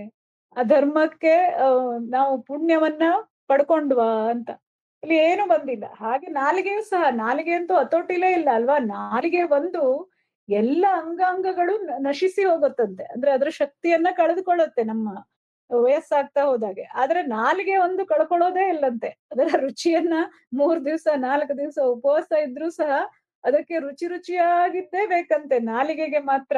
ಅಷ್ಟು ನಾಲಿಗೆ ರುಚಿಯನ್ನ ಬಯಸುತ್ತಂತೆ. ಅದನ್ನ ಬಿಡ್ಬೇಕು ಅಂತ ನಾವು ಆ ಇಂದ್ರಿಯ ನಿಗ್ರಹವನ್ನ ಮಾಡ್ಬೇಕು. ಬೇರೆ ಬೇರೆದೆಲ್ಲ ಹೊರಗಿನ ತಿಂಡಿಗಳನ್ನ ಮತ್ತೆ ನೋಡಿ ಆಹಾರ ಹೇಗಿದೆ ಅಂದ್ರೆ, ಮನೆಯಲ್ಲಿ ನಾವು ಸಾತ್ವಿಕ ಆಹಾರವನ್ನ ಒಂದು ದೇವರ ಸ್ತೋತ್ರವೋ ಹಾಡೋ ಹೇಳ್ತಾ ಮೊದ್ಲೆಲ್ಲ ಆಹಾರವನ್ನ ತಯಾರಿಸ್ತಾ ಇದ್ರು. ಅದರಿಂದ ಮಕ್ಕಳಿಗೂ ಸಹ ಒಳ್ಳೆಯ ವಿಚಾರ, ಆ ಒಂದು ಸಾತ್ವಿಕ ಅಧ್ಯಾತ್ಮದ ಬುದ್ಧಿ ಬರ್ತಾ ಇತ್ತು, ಭಕ್ತಿ ಬರ್ತಾ ಇತ್ತು, ದೇವರ ಮುಂದೆ ಕೂತ್ಕೊಳ್ತಾ ಇದ್ರು. ಆದ್ರೆ ಈಗ ಏನು, ಹೊರಗಿನ ತಿಂಡಿ ಆಹಾರಗಳೇ ಹೆಚ್ಚಾಗ್ತಾ ಇದೆ ಅಲ್ವಾ. ಆ ಮ್ಯಾಗಿ ತಂದು ತಯಾರು ಮಾಡ್ಬಿಟ್ರೆ ಆಯ್ತು, 2 ನಿಮಿಷ ಅಂತ ಹೇಳಿ ಮ್ಯಾಗಿ ತಯಾರು ಮಾಡ್ಬಿಡ್ತಾರೆ. ಆ ಮ್ಯಾಗಿಯನ್ನು ತಯಾರಿಸಿದವರು ಯಾರೋ, ಆ ಒಂದು ಮ್ಯಾಗಿಯಲ್ಲಿ ಎಷ್ಟೋ ಏನು ಆ ಸಾಂಬಾರ ಪದಾರ್ಥಗಳು ಕಠಿಣ ಕಠೋರವಾಗಿರುತ್ತೆ ಅದು. ಅದನ್ನು ತಿಂದ ಮೇಲೆ ಅಲ್ಲಿ ರಾಜಸ ಗುಣನೇ ಹೆಚ್ಚಾಗೋದು ಬಿಟ್ರೆ ಅಲ್ಲಿ ಸಾತ್ವಿಕ ಗುಣ ಎಲ್ಲಿಂದ ಬರ್ಬೇಕು ಮಕ್ಕಳಿಗೆ? ಸಾಧ್ಯನೇ ಇಲ್ಲ. ಹಾಗಾಗಿ ಆಹಾರವನ್ನ ನಾವು ಮನೆಯಲ್ಲಿ ಅಮ್ಮಂದಿರೇ ತಯಾರಿಸಿ ಕೊಟ್ಟಾಗ ಹಾಡು ಹೇಳ್ತಾನೋ ಅಥವಾ ದೇವರ ನಾಮಸ್ಮರಣೆ ಮಾಡ್ತಾನೋ ಮಾಡ್ಬೇಕು. ಅದೇ ಬೇರೆ ವಿಚಾರ ಇರಬಾರ್ದು, ಮತ್ತೆ ಸಿಟ್ಟಿರ್ಬಾರ್ದು ಆಹಾರ ತಯಾರಿಸುವಾಗಲೂ ಸಹ. ಹಾಗೆ ಆ ಒಂದು ಸಾತ್ವಿಕ ಗುಣ ನಮ್ಮ ಮನೆಯವರಿಗೆ, ನಮ್ಮ ಮಕ್ಕಳಿಗೆ ಹೋಗುತ್ತೆ ಅಂತ. ಅದಕ್ಕಾಗಿ ಮೊದ್ಲೆಲ್ಲ ಅಷ್ಟು ಪ್ರೀತಿ, ಬೆಳಗ್ಗೆ ಎದ್ದು ಕೂಡ್ಲೆ ಹಾಡು ಸ್ಟಾರ್ಟ್ ಆಗ್ತಾ ಇತ್ತು ತಾಯಂದಿರದು, ಭಕ್ತಿಗೀತೆ ಶುರುವಾಗ್ಬಿಡ್ತಾ ಇತ್ತು. ಈಗ ಎಲ್ಲ ಎಲ್ಲಿದೆ ಅದು, ಅಲ್ವಾ? ಹಾಗಾಗಿ ಆ ಸಾತ್ವಿಕ ಗುಣ ನಮಗೆ ಬರ್ಬೇಕು ಅಂತಂದ್ರೆ ನಾವ್ ಏನ್ ಮಾಡ್ಬೇಕು? ಭಗವಂತನ ಚಿಂತನೆಯನ್ನ ಮಾಡ್ಬೇಕು. ಆಗ ಅಲ್ಲಿ ಧರ್ಮ ಉಳಿಯತ್ತೆ ಅಂತ. ಧರ್ಮ ನಮ್ಮಲ್ಲಿಯೂ ಸಹ ಉಳಿಯತ್ತೆ ಅಂತ. ಆ ಧರ್ಮದಿಂದ ನಮ್ಮ ರಕ್ಷಣೆ ಆಗತ್ತೆ ಅಂತ. ಹಾಗೆ ಅಲ್ಲಿ 6ನೇ ಅಧ್ಯಾಯದಲ್ಲಿ ಹೇಳಿದಾನೆ, 35ನೇ ಶ್ಲೋಕ, ಅಸಂಶಯಂ ಮಹಾಬಾಹೋ ಮನೋ ದುರ್ನಿಗ್ರಹಂ ಚಲಂ ಅಭ್ಯಾಸೇನ ತು ಕೌಂತೆಯ ವೈರಾಗ್ಯೇಣ ಚ ಗೃಹ್ಯತೆ ಅಂತ ಹೇಳ್ತಾನೆ. ಇಲ್ಲಿ ಅರ್ಜುನ ಹೇಳ್ತಾನೆ, ಇದು ಸಾಧ್ಯವಾ? ನಮ್ಮ ಮನೋನಿಗ್ರಹ ಅಷ್ಟು ಗಾಳಿಪಟದಂತೆ, ಅದು ಮನಸ್ಸನ್ನ ಹಿಡ್ಕೊಳ್ಲಿಕ್ ಸಾಧ್ಯನೇ ಇಲ್ಲ ಅಂತ ಹೇಳ್ತಾನೆ. ಆಗ ಪರಮಾತ್ಮ ಹೇಳ್ತಾನೆ, ಅಭ್ಯಾಸ ಏನತ್ತು ಕೌಂತೆಯ, ನೀನು ಅಭ್ಯಾಸ ಮಾಡು. ಯಾವುದೇ ಆದ್ರೂ ದಿವ್ಸ ಅದು ಅನನ್ಯಾಶ್ಚಿಂತೆ ಅಂತೋಮ ಹಾಗೆ ದಿವ್ಸ ನಾವು ಅದನ್ನ ಮಾಡಿದಾಗ ನಮಗೆ ಅದರ ಫಲ ಸಿಕ್ಕೇ ಸಿಗತ್ತೆ ಅಂತ. ಅಂದ್ರೆ ನಾವು ದಿವ್ಸನೂ ಒಂದೇ ರೀತಿಯ ಕೆಲಸ, ನಾವು ಯಾವುದನ್ನ ವ್ರತವನ್ನಾಗಿ ಮಾಡ್ತೇವೆ ಅಂದ್ರೆ ದಿವಸ ಬೆಳಗ್ಗೆ ಎದ್ದ ಕೂಡಲೇ ಕಾಫಿ ಕುಡಿಯೋದೋ ಟೀ ಕುಡಿಯೋದೋ ಅದೇ ವ್ರತ ಅಲ್ವಾ? ದೃಢ ವ್ರತ ಅಂತ ಹೇಳಿದ್ದಾನೆ ಪರಮಾತ್ಮ. ದೃಢ ವ್ರತ ಅಂತ ನಾವೇನಾದ್ರೂ ಪರಮಾತ್ಮನಿಗೋಸ್ಕರ ಮಾಡ್ತೇವ, ಧರ್ಮಕ್ಕೋಸ್ಕರ ಮಾಡ್ತೇವ? ಬೆಳಗ್ಗೆ ಎದ್ದ ಕೂಡ್ಲೆ ಏನಿಲ್ಲ, ಸ್ನಾನ ಮಾಡಿಯೇ ನೀರು ಕುಡಿಬೇಕು ಅನ್ನೋದು ಒಂದು ವ್ರತ, ಅದೇ ಮಾಡ್ತೇವ? ಇಲ್ಲ. ತುಳಸಿ ಹೂವನ್ನ ಅದನ್ನು ಸ್ನಾನ ಮಾಡಿ ಕೊಯ್ಬೇಕಂತೆ, ಹೂವನ್ನು ಸಹ ಕೊಯ್ಬೇಕು ಅಂತ ಹೇಳ್ತಾರೆ. ಅದೆಲ್ಲ ವ್ರತ. ಭಗವಂತನಿಗೋಸ್ಕರ ನಮಗೆ ಇಷ್ಟೆಲ್ಲ ಕೊಟ್ಟಿದ್ದಾನೆ ಅವನು, ಅವನನ್ನ ನಮ್ಗೆ ಸ್ಮರಿಸ್ಲಿಕ್ಕೆ ಸಮಯವೇ ಇಲ್ಲ ನಮ್ಗೆ. ಹಾಗೆ ಅವನನ್ನ ಭಕ್ತಿಯಿಂದ ನಾವು ಆರಾಧನೆ ಮಾಡ್ಬೇಕು ಅಂತ. ಆ ವ್ರತವನ್ನ ಬರೇ ಕಾಫಿ ಕುಡಿಯೋದು ವ್ರತ ಆಗ್ಬಾರ್ದು, ಭಗವಂತನಿಗೋಸ್ಕರ ಆ ಚಿಂತನೆ ಮಾಡುವ ಒಂದು ನಾವು ಕ್ರಮವನ್ನ ಇಟ್ಕೊಳ್ಬೇಕು ಅಂತ. ಯಾವಾಗಲೂ ಆ ಅಭ್ಯಾಸ ಮಾಡಿದಾಗ, ಈಗ ಯಾರಿಗೆ 100ಗೆ 100 ಬೇಕು ಅಂತಿದೆಯೋ ಅವನು ದಿವ್ಸನೂ ಅಭ್ಯಾಸ ಮಾಡ್ಬೇಕಾಗತ್ತೆ. ಹಾಗೆ ಅವನಿಗೆ ಸಿಗೋದಿಲ್ಲ ಮಾರ್ಕ್ಸ್, ಅಲ್ವಾ? ಯಾವಾಗ ಅವನು ಎಲ್ಲೋ ಒಂದ್ಸಲ ಎಕ್ಸಾಮ್ ಇನ್ನೊಂದ್ ದಿವ್ಸ ಓದ್ತೇನೆ ಅಂತಂದ್ರೆ ಅವನಿಗೆ ಔಟ್ ಆಫ್ ಔಟ್ ಸಿಗೋದೇ ಇಲ್ಲ. ಅವನು ದಿವ್ಸ ಅಭ್ಯಾಸ ಮಾಡ್ಬೇಕು. ಹಾಗೆ ನಾವು ಸಹ ದಿವ್ಸನು ಆ ಇಂದ್ರಿಯವನ್ನ ನಿಗ್ರಹ ಮಾಡ್ಲಿಕ್ಕೆ ಅಭ್ಯಾಸ ಮಾಡಿದಾಗ, ಏನೋ ಒಂದು ಆಹಾರ ಇರುತ್ತೆ ಅಲ್ಲಿ, ನಾವು ತಿನ್ಬಾರ್ದು ಅಂದ್ರೆ ತಿನ್ಲೇಬಾರ್ದು, ಅದು ಅಷ್ಟು ನಾವು ಅದನ್ನ ಕಂಟ್ರೋಲ್ ಮಾಡ್ಬೇಕು. ಮಕ್ಕಳ ಹಾಗೆ ನಾವು ಪ್ರಬುದ್ಧರಾದ ಮೇಲೆ ಮಾಡೋದಲ್ಲ. ಮಕ್ಕಳಿಗೆ ಅದು ಅಸಾಧ್ಯ ಇರಬಹುದು, ಕೆಲವು ಮಕ್ಕಳು ಸಹ ಅದನ್ನ ಮಾಡ್ತಾರೆ. ಕಾಲೇಜಲ್ಲೂ ಸಹ ಮಕ್ಕಳು ಏಕಾದಶಿಯನ್ನು ಮಾಡುವವರು ಇದಾರಂತೆ.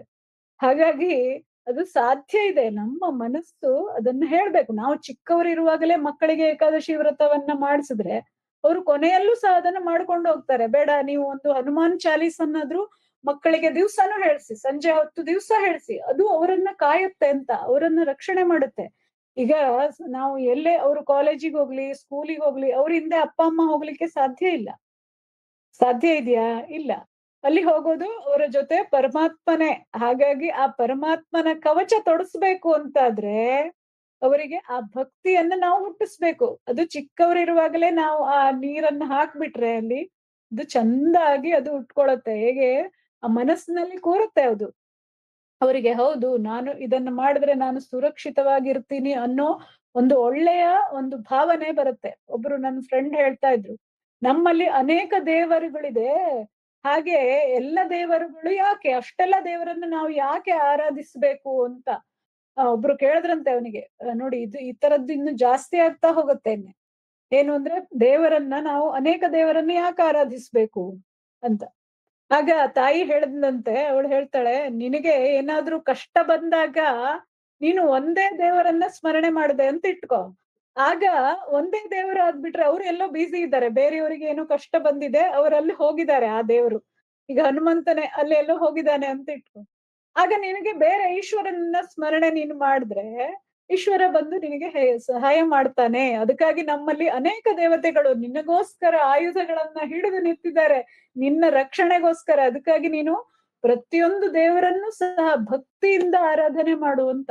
ಹಾಗಾಗಿ ಆ ದೇವರ ಸ್ಮರಣೆ ನಮಗೆ ನಮ್ಮ ಇಂದ್ರಿಯ ನಿಗ್ರಹಕ್ಕೆ ಸಹಾಯ ಆಗತ್ತೆ. ಇಂದ್ರಿಯ ನಿಗ್ರಹ ಮಾಡಿದಾಗ ಧರ್ಮ ರಕ್ಷಣೆ ಆಗತ್ತೆ ಅಂತ. ಇಲ್ಲಿ ಏಳನೇದು ಧೀಹಿ ಅಂತ ಬರುತ್ತೆ. ಧೀ ಅಂದ್ರೆ ಧಿಯೋ ಯೋನ ಪ್ರಚೋದಯಾತ ಅಂತ ನಾವು ಗಾಯತ್ರಿ ಮಂತ್ರದಲ್ಲಿ ಹೇಳ್ತೀವಿ. ಧೀ ಅಂತ. ಧೀ ಅಂದ್ರೆ ಬುದ್ಧಿವಂತಿಕೆ ಅಂತ. ನಮ್ಮಲ್ಲಿ ಬುದ್ಧಿ ಅನ್ನೋದು ಕೊಟ್ಟಿದ್ದಾನೆ ಪರಮಾತ್ಮ. ಪ್ರಾಣಿಗಳಿಗೆ ಅದು ಇಲ್ಲ. ನಾವು ಆದ್ರೆ ಬುದ್ಧಿ ಇಲ್ಲದೆ ಇದ್ದವರಾಗೆ ವ್ಯವಹಾರ ಮಾಡ್ತೀವಿ. ಪ್ರಾಣಿಗಳ ಹಾಗೆ ವ್ಯವಹಾರವನ್ನು ಮಾಡ್ತೇವೆ. ನಮಗೆ ಬುದ್ಧಿ ಇದೆ ಅನ್ನೋದೇ ಕೆಲವರಿಗೆ ಗೊತ್ತೇ ಇರೋದಿಲ್ಲ. ಹಾಗೆ ಬುದ್ಧಿಯನ್ನು ಉಪಯೋಗಿಸಿ ನಾವು ಏನ್ ಮಾಡ್ಬೇಕು, ನಮ್ಮ ಧರ್ಮದ ರಕ್ಷಣೆ ಮಾಡ್ಬೇಕು. ನಾವು ನಿರ್ಣಯ ತೆಗೆದುಕೊಳ್ಳುವಾಗ ನಮ್ಮ ಬುದ್ಧಿಯನ್ನ ಉಪಯೋಗಿಸ್ಬೇಕು. ನಮ್ಮ ಬುದ್ಧಿ ಆ ಪರಮಾತ್ಮನನ್ನ ಸ್ಮರಣೆ ಮಾಡಿ ಇರ್ಬೇಕು. ಅಂದ್ರೆ ಪರಮಾತ್ಮನೇ ನಮ್ಮ ಬುದ್ಧಿಯಲ್ಲಿ ಕೂತು ಕೆಲಸ ಮಾಡ್ಬೇಕು ಅಂತ. ಯಾಕೆ ಅಂದ್ರೆ ಉದ್ಧವ ಒಂದು ಸಲ ಪ್ರಶ್ನೆ ಮಾಡ್ತಾನಂತೆ ಕೃಷ್ಣ ಪರಮಾತ್ಮನ ಹತ್ರ. ಉದ್ಧವ ಕೇಳ್ತಾರಂತೆ, ನೀನು ಹೇಳ್ತೀಯ ನೀನೇ ಪ್ರತಿಯೊಬ್ಬರಲ್ಲೂ ಆತ್ಮರೂಪಿಯಾಗಿ ಕೂತಿದೀಯಾ ಅಂತ ಹೇಳ್ತೀಯ ಅಲ್ವಾ? ಕೃಷ್ಣ ಹತ್ರ ಹೇಳ್ತಾನೆ, ಹೌದು ನಾನು ಕೂತಿದ್ದೀನಿ, ಹೌದು ಅಂತ ಹೇಳ್ತಾನೆ ಕೃಷ್ಣ. ಆತ್ಮರೂಪಿಯಾಗಿ ನಮ್ಮ ಎಲ್ಲರ ಹೃದಯದಲ್ಲಿ ಆ ಪರಮಾತ್ಮ ಇದ್ದಾನೆ. ಆದ್ರೆ ನೀವು ಕೆಟ್ಟವರ ಹತ್ರ ಕೆಟ್ಟ ಕೆಲಸವನ್ನ ಯಾಕೆ ಮಾಡಿಸ್ತೀಯ? ಒಳ್ಳೆಯವರ ಹತ್ರ ಒಳ್ಳೆಯ ಕೆಲಸವನ್ನ ಯಾಕೆ ಮಾಡಿಸ್ತೀಯ? ಕೆಟ್ಟವರ ಹತ್ರನೂ ಒಳ್ಳೆಯ ಕೆಲಸವನ್ನೇ ಮಾಡಿಸ್ಬೇಕು. ಯಾಕೆ ಕೆಟ್ಟ ಕೆಲಸವನ್ನ ನೀನು ಮಾಡಿಸ್ತೀಯ? ಅವರನ್ನ ನೀನು ಕಂಟ್ರೋಲ್ ಮಾಡ್ಬಹುದಲ್ವಾ? ನೀನ್ ಇದೆಯಲ್ವಾ ಅವರಲ್ಲಿ, ನೀನು ಕಂಟ್ರೋಲ್ ಮಾಡ್ಬಹುದಲ್ವಾ ಅಂತ ಹೇಳ್ತಾನೆ. ಆಗ ಶ್ರೀ ಕೃಷ್ಣ ಪರಮಾತ್ಮ ಹೇಳ್ತಾನಂತೆ, ಎಲ್ಲರಲ್ಲಿಯೂ ನಾನಿದ್ದೇನೆ, ಆದ್ರೆ ಅವನಿಗೆ ಗೊತ್ತಿರ್ಬೇಕಲ್ಲ ಅವನಲ್ಲಿ ನಾನಿದ್ದೇನೆ ಅನ್ನೋ ನಂಬಿಕೆ, ಶ್ರದ್ಧೆ, ನಂಬಿಕೆ ಅವನಿಗಿರ್ಬೇಕು. ಅಂದ್ರೆ ಮಾತ್ರ ನಾನಲ್ಲಿ ವರ್ಕ್ ಆಗ್ತೇನೆ. ಇಲ್ಲ ಅಂದ್ರೆ ಅಲ್ಲಿ ನಾನು ಕೆಲಸ ಮಾಡೋದಿಲ್ಲ ಅಂತ. ಅಂದ್ರೆ ನಿನಗೆ ಶ್ರದ್ಧೆ, ನಂಬಿಕೆ, ಆ ಭಕ್ತಿ ಇದ್ರೆ ಮಾತ್ರ ನಾನಲ್ಲಿ ಅವನಿಗೆ ಆ ಕೆಲಸ ಅದು ತಪ್ಪು ಅನ್ನೋದನ್ನ ನಾನು ತಿಳಿಸಿ ಹೇಳ್ಬಹುದು. ಅವನಿಗೆ ಅದೇ ಇಲ್ಲ. ಅವನು ನಾನೇ ಅಂತ ಅಹಂಕಾರದಲ್ಲಿದ್ದವನಿಗೆ ನಾನು ಏನು ಹೇಳೋದು? ಅದಕ್ಕಾಗಿ ಅವನನ್ನ ಅದೇ ಹಾದಿಯಲ್ಲಿ ಹೋಗ್ಲಿಕ್ಕೆ ನಾನು ಬಿಡ್ತೇನೆ. ನಾನು ಈ ಬುದ್ಧಿಯಲ್ಲಿ ಕೂತು ಕೆಲಸ ಮಾಡೋದಿಲ್ಲ ಅಂತ ಹೇಳ್ತಾನೆ. ಹಾಗೆ ನಾವು ಚಿಕ್ಕ ಮಕ್ಕಳಿಗೆ ಹೇಳ್ತೀವಿ, ಮಕ್ಕಳು ಅವ್ರಿಗೇನು ಬುದ್ಧಿ ಇದೆ ಅಂತ ಹೇಳ್ತೀವಿ ಅಲ್ವಾ? ಹಾಗೆ ಅವರು ಪ್ರಬುದ್ಧರಾದ್ಮೇಲೆ ಅವರಿಗೆ ಬುದ್ಧಿ ಇಲ್ಲ ಅಂತ ಹೇಳೋಕ್ಕಾಗಲ್ಲ. ಅವರು ಅವರಷ್ಟೊತ್ತಿಗೆ ಅವರ ಕೆಲಸವನ್ನ ಮಾಡಿಕೊಂಡು ಹೋಗ್ತಾ ಇರ್ತಾರೆ. ಅವರಿಗೆ ಬುದ್ಧಿ ಪ್ರಬುದ್ಧವಾಗಿರುತ್ತೆ ಅವಾಗ. ಆಗ ಭಗವಂತ ಅವರಲ್ಲಿ ಕೂತು ಅವರ ಒಂದು ವಿಚಾರದ ಪ್ರಕಾರ ಅವರಲ್ಲಿ ಕೆಲಸ ಮಾಡ್ತಾ ಹೋಗ್ತಾನೆ. ಹಾಗಾಗಿ ಆ ಬುದ್ಧಿಯಲ್ಲಿ ಪರಮಾತ್ಮ ಕೂತ್ಕೊಂಡ್ರೆ, ಅದಕ್ಕಾಗಿ ನಾವು ಮಕ್ಕಳಿಗೆ ಹೇಳೋದು, ದೇವ್ರ ಮುಂದ್ ಕೂತ್ರೆ ಏನ್ ಹೇಳ್ತೀವಿ? ಏನ್ ಕೇಳ್ಕೊ ಅಂತ ಹೇಳ್ತೀವಿ? ಒಳ್ಳೆ ಬುದ್ಧಿ ಕೊಡು ದೇವ್ರೇ ಅಂತ ಕೇಳ್ಕೊ ಅಂತಾನೆ ಹೇಳೋದು ನಾವು ಅಲ್ವಾ? ಒಳ್ಳೆಯ ಬುದ್ಧಿಯನ್ನ ಪರಮಾತ್ಮ ಕೊಟ್ಟಾಗ ಆ ಬುದ್ಧಿಯಲ್ಲಿ ನಮಗೆ ಪರಮಾತ್ಮನ ವಿಚಾರ ಬರುತ್ತೆ ಅಂತ. ಹಾಗಾಗಿ ಪರಮಾತ್ಮ ಹೇಳಿದಾನೆ 8ನೇ ಅಧ್ಯಾಯದಲ್ಲಿ 7ನೇ ಶ್ಲೋಕದಲ್ಲಿ ಅಲ್ಲಿ ಹೇಳ್ತಾನೆ, ತಸ್ಮಾತ್ ಸರ್ವೇಷು ಕಾಲೇಶು ಮಾಮನುಸ್ಮರ ಯುದ್ಧ ಚ ಅಂತ ಹೇಳ್ತಾನೆ. ಹಾಗೆ ಮತ್ತೆ ಹೇಳ್ತಾನೆ, ಮೈಯರ್ಪಿತ ಮನೋಬುದ್ಧಿ ಮಾಮೇ ವೈಶ್ಯಸ್ಯ ಸಂಶಯ. ನನಗೆ ನೀನು ನಿನ್ನ ಮನಸ್ಸು ಬುದ್ಧಿಗಳನ್ನ ನನಗೆ ಸಮರ್ಪಿಸು. ಎಲ್ಲ ಕಾಲದಲ್ಲಿಯೂ ಎಲ್ಲ ಕಡೆಯೂ ನನ್ನನ್ನೇ ಸ್ಮರಿಸು, ನನ್ನನ್ನೇ ಹೊಂದುವೆ, ಅದೇ ಧರ್ಮ. ನಾನ್ ನಿನಗೆ ಎಲ್ಲ ಕಡೆನೂ ಸಹಾಯ ಮಾಡ್ತೇನೆ, ನಿನ್ನ ಜೊತೆಗಿದ್ದು ನಿನ್ನಲ್ಲಿ ಇರ್ತೇನೆ ನಾನು. ಹಾಗೆ ಪ್ರಹ್ಲಾದ ಮತ್ತೆ ಧ್ರುವ ನಂಬಿದ್ರು ಪರಮಾತ್ಮನನ್ನ, ಹಾಗೆ ನಾವು ನಂಬಬೇಕು ಅಲ್ವಾ? ಹಾಗಾಗಿ ಗಜೇಂದ್ರ ಹೇಗೆ ಪ್ರಾರ್ಥನೆಯನ್ನು ಮಾಡಿಕೊಂಡು, ಹಾಗೆ ನಾವು ನಮ್ಮ ಬುದ್ಧಿಯಲ್ಲಿ ಆ ಪರಮಾತ್ಮನ ಸ್ಮರಿಸಿದಾಗ ಅವನು ಬರೋದ್ರಲ್ಲಿ ಒಂದು ಸಂಶಯನೇ ಇಲ್ಲ. ಅಷ್ಟು ನಂಬಿಕೆ ನಮ್ಮಲ್ಲಿ ಇರ್ಬೇಕು. ಅದೇ ಧರ್ಮ ಅಂತ. ಹಾಗಾಗಿ 8ನೇದು ಅಲ್ಲಿ ಗುಣಲಕ್ಷಣ ಧರ್ಮದ್ದು ವಿದ್ಯಾ ಅಂತ ಬರುತ್ತೆ. ಇಲ್ಲಿ ಯಾ ವಿದ್ಯಾ ಸಾ ವಿಮುಕ್ತಯೇ ಅಂತ ಹೇಳ್ತಾರೆ. ವಿದ್ಯಾ ಅಂದ್ರೆ ನಮಗೆ ವಿದ್ಯೆಯನ್ನು ಕೊಡೋದು ಯಾವುದು? ಈಗ ನಾವು ಕಲಿಯೋದು ಡಿಗ್ರಿ ಯಾವುದೇ ಇದ್ರೂ ಸಹ ಅದು ಒಂದು ನಮ್ಮ ಆಹಾರಕ್ಕೆ, ನಮ್ಮ ಊಟಕ್ಕೆ, ಇದಕ್ಕೆಲ್ಲ ವಸತಿಗೆ ಎಲ್ಲ ಎಷ್ಟು ಬೇಕು ಅಷ್ಟನ್ನ ಕೊಡುತ್ತೆ. ಅದು ಎಲ್ಲಿವರೆಗೆ? ರಿಟೈರ್ಡ್ ಆಗೋದ್ರವರೆಗೆ, 60 ವರ್ಷದವರೆಗೆ ಆ ವಿದ್ಯೆಯಿಂದ ಉಪಯೋಗ ಆಗುತ್ತೆ. ಅದಾದ್ಮೇಲೆ ಆ ವಿದ್ಯೆ ನಮಗೆ ಉಪಯೋಗಕ್ಕೆ ಬರುತ್ತಾ ಅಂತಂದ್ರೆ, ಅದಕ್ಕಾಗಿ ಲಲಿತಾ ಸಹಸ್ರನಾಮದಲ್ಲೂ ಹೇಳ್ತಾರೆ, ಇದು ವಿದ್ಯೆ ಅಲ್ಲ ಅವಿದ್ಯೆ ಅಂತ. ಹಾಗೆ ನಾವೆಲ್ಲ ಹೊಂದಿರೋದು ಅವಿದ್ಯೆ ಅಂತ. ವಿದ್ಯೆ ಅಂದ್ರೆ ಯಾವುದು ಅಂದ್ರೆ, ಯಾವುದು ಪುರಾಣಗಳು, ವೇದಗಳು, ಶಾಸ್ತ್ರಗಳು ಹೇಳುತ್ತೋ ಅದು ವಿದ್ಯೆ ಅಂತ. ವಿದ್ಯೆ ಅಂದ್ರೆ ಪುಣ್ಯವತ್ ಸಾಧಕ ಕ್ರಿಯಾ ಧರ್ಮ ಅಂತ ಹೇಳ್ತಾರೆ. ಪುಣ್ಯ ಸಾಧನೆ ಮಾಡುವುದು ಯಾಕೆ ಅಂದ್ರೆ ಚಿತ್ತ ಶುದ್ಧಿಗಾಗಿ. ಅದರಿಂದ ಏನಾಗತ್ತೆ ಅಂದ್ರೆ ಸತ್ವಗುಣ ವೃದ್ಧಿ ಆಗತ್ತೆ. ಹಾಗೆ ಅದರಿಂದ ಧರ್ಮ ಸಾಧನೆ ಆಗತ್ತೆ ಅಂತ. ಹಾಗಾಗಿ ಅಂತಹ ವಿದ್ಯೆಯನ್ನ ನಾವು ಹೊಂದ್ಬೇಕು. ಆ ವಿದ್ಯೆ ಹೇಗಿರ್ಬೇಕು ಅಂದ್ರೆ ಲೋಕ ಕಲ್ಯಾಣಕ್ಕಾಗಿ ಇರ್ಬೇಕು. ಆ ವಿದ್ಯೆ ಲೋಕ ಕಲ್ಯಾಣವನ್ನ ಮಾಡ್ಬೇಕು. ಆ ಶಾಸ್ತ್ರಗಳಲ್ಲಿ ಏನ್ ಹೇಳಿದೆ ಈ ಧರ್ಮದ ಬಗ್ಗೆ? ಅಲ್ಲಿ ನಿಧಿ ವಿಷೇಧ ಅಂತ ಹೇಳ್ತಾರೆ ಶಾಸ್ತ್ರದಲ್ಲಿ. ವಿಧಿ ನಿಷೇಧ ಅಂತ ಹೇಳ್ತಾರೆ. ವಿಧಿ ಅಂದ್ರೆ ಧರ್ಮ, ನಿಷೇಧ ಅಂದ್ರೆ ಅಧರ್ಮ. ಯಾವುದನ್ನ ಮಾಡ್ಬೇಕು ಅದು ವಿಧಿ, ಯಾವುದನ್ನ ಮಾಡಬಾರ್ದು ಅದು ಅದು ನಿಷೇಧ ಅಂತ. ಅಲ್ಲಿ ರಜೋಗುಣ ತಮೋಗುಣಗಳು ನಮಗೆ ನಿಷೇಧವನ್ನೇ ಹೇಳುವಂತವು, ನಿಷೇಧ ಕರ್ಮಗಳನ್ನೇ ಅಧರ್ಮಗಳನ್ನೇ ಹೇಳುವಂತವು. ಹಾಗೆ ವಿಧಿ ಒಳ್ಳೆಯದನ್ನ ಅಂದ್ರೆ ಧರ್ಮವನ್ನ ಹೇಳುವಂಥದ್ದು ಸಾತ್ವಿಕ ಗುಣದಲ್ಲಿ ಇದೆ ಅಂತ. ಹಾಗಾಗಿ ಲೋಕ ಕಲ್ಯಾಣಕ್ಕೋಸ್ಕರ ನಾವು ಯಾವ ಕರ್ಮವನ್ನ ಮಾಡ್ತೇವೋ ಅದು ವಿಧಿ ಅಂತ ಆಗುತ್ತೆ. ಹಾಗಾಗಿ ಅಂತಹ ವಿದ್ಯೆಯನ್ನ ನಾವು ಹೊಂದಬೇಕು ಅಂತ, ಅಂತಹ ಒಳ್ಳೆಯ ವಿದ್ಯೆಯನ್ನ, ಪರಮಾತ್ಮನನ್ನ ತಿಳಿಸುವ, ಪರಮಾತ್ಮನ ಅರಿವು ನಮಗೆ ಆಗುವ ವಿದ್ಯೆಯನ್ನ ನಾವು ಹೊಂದಬೇಕು.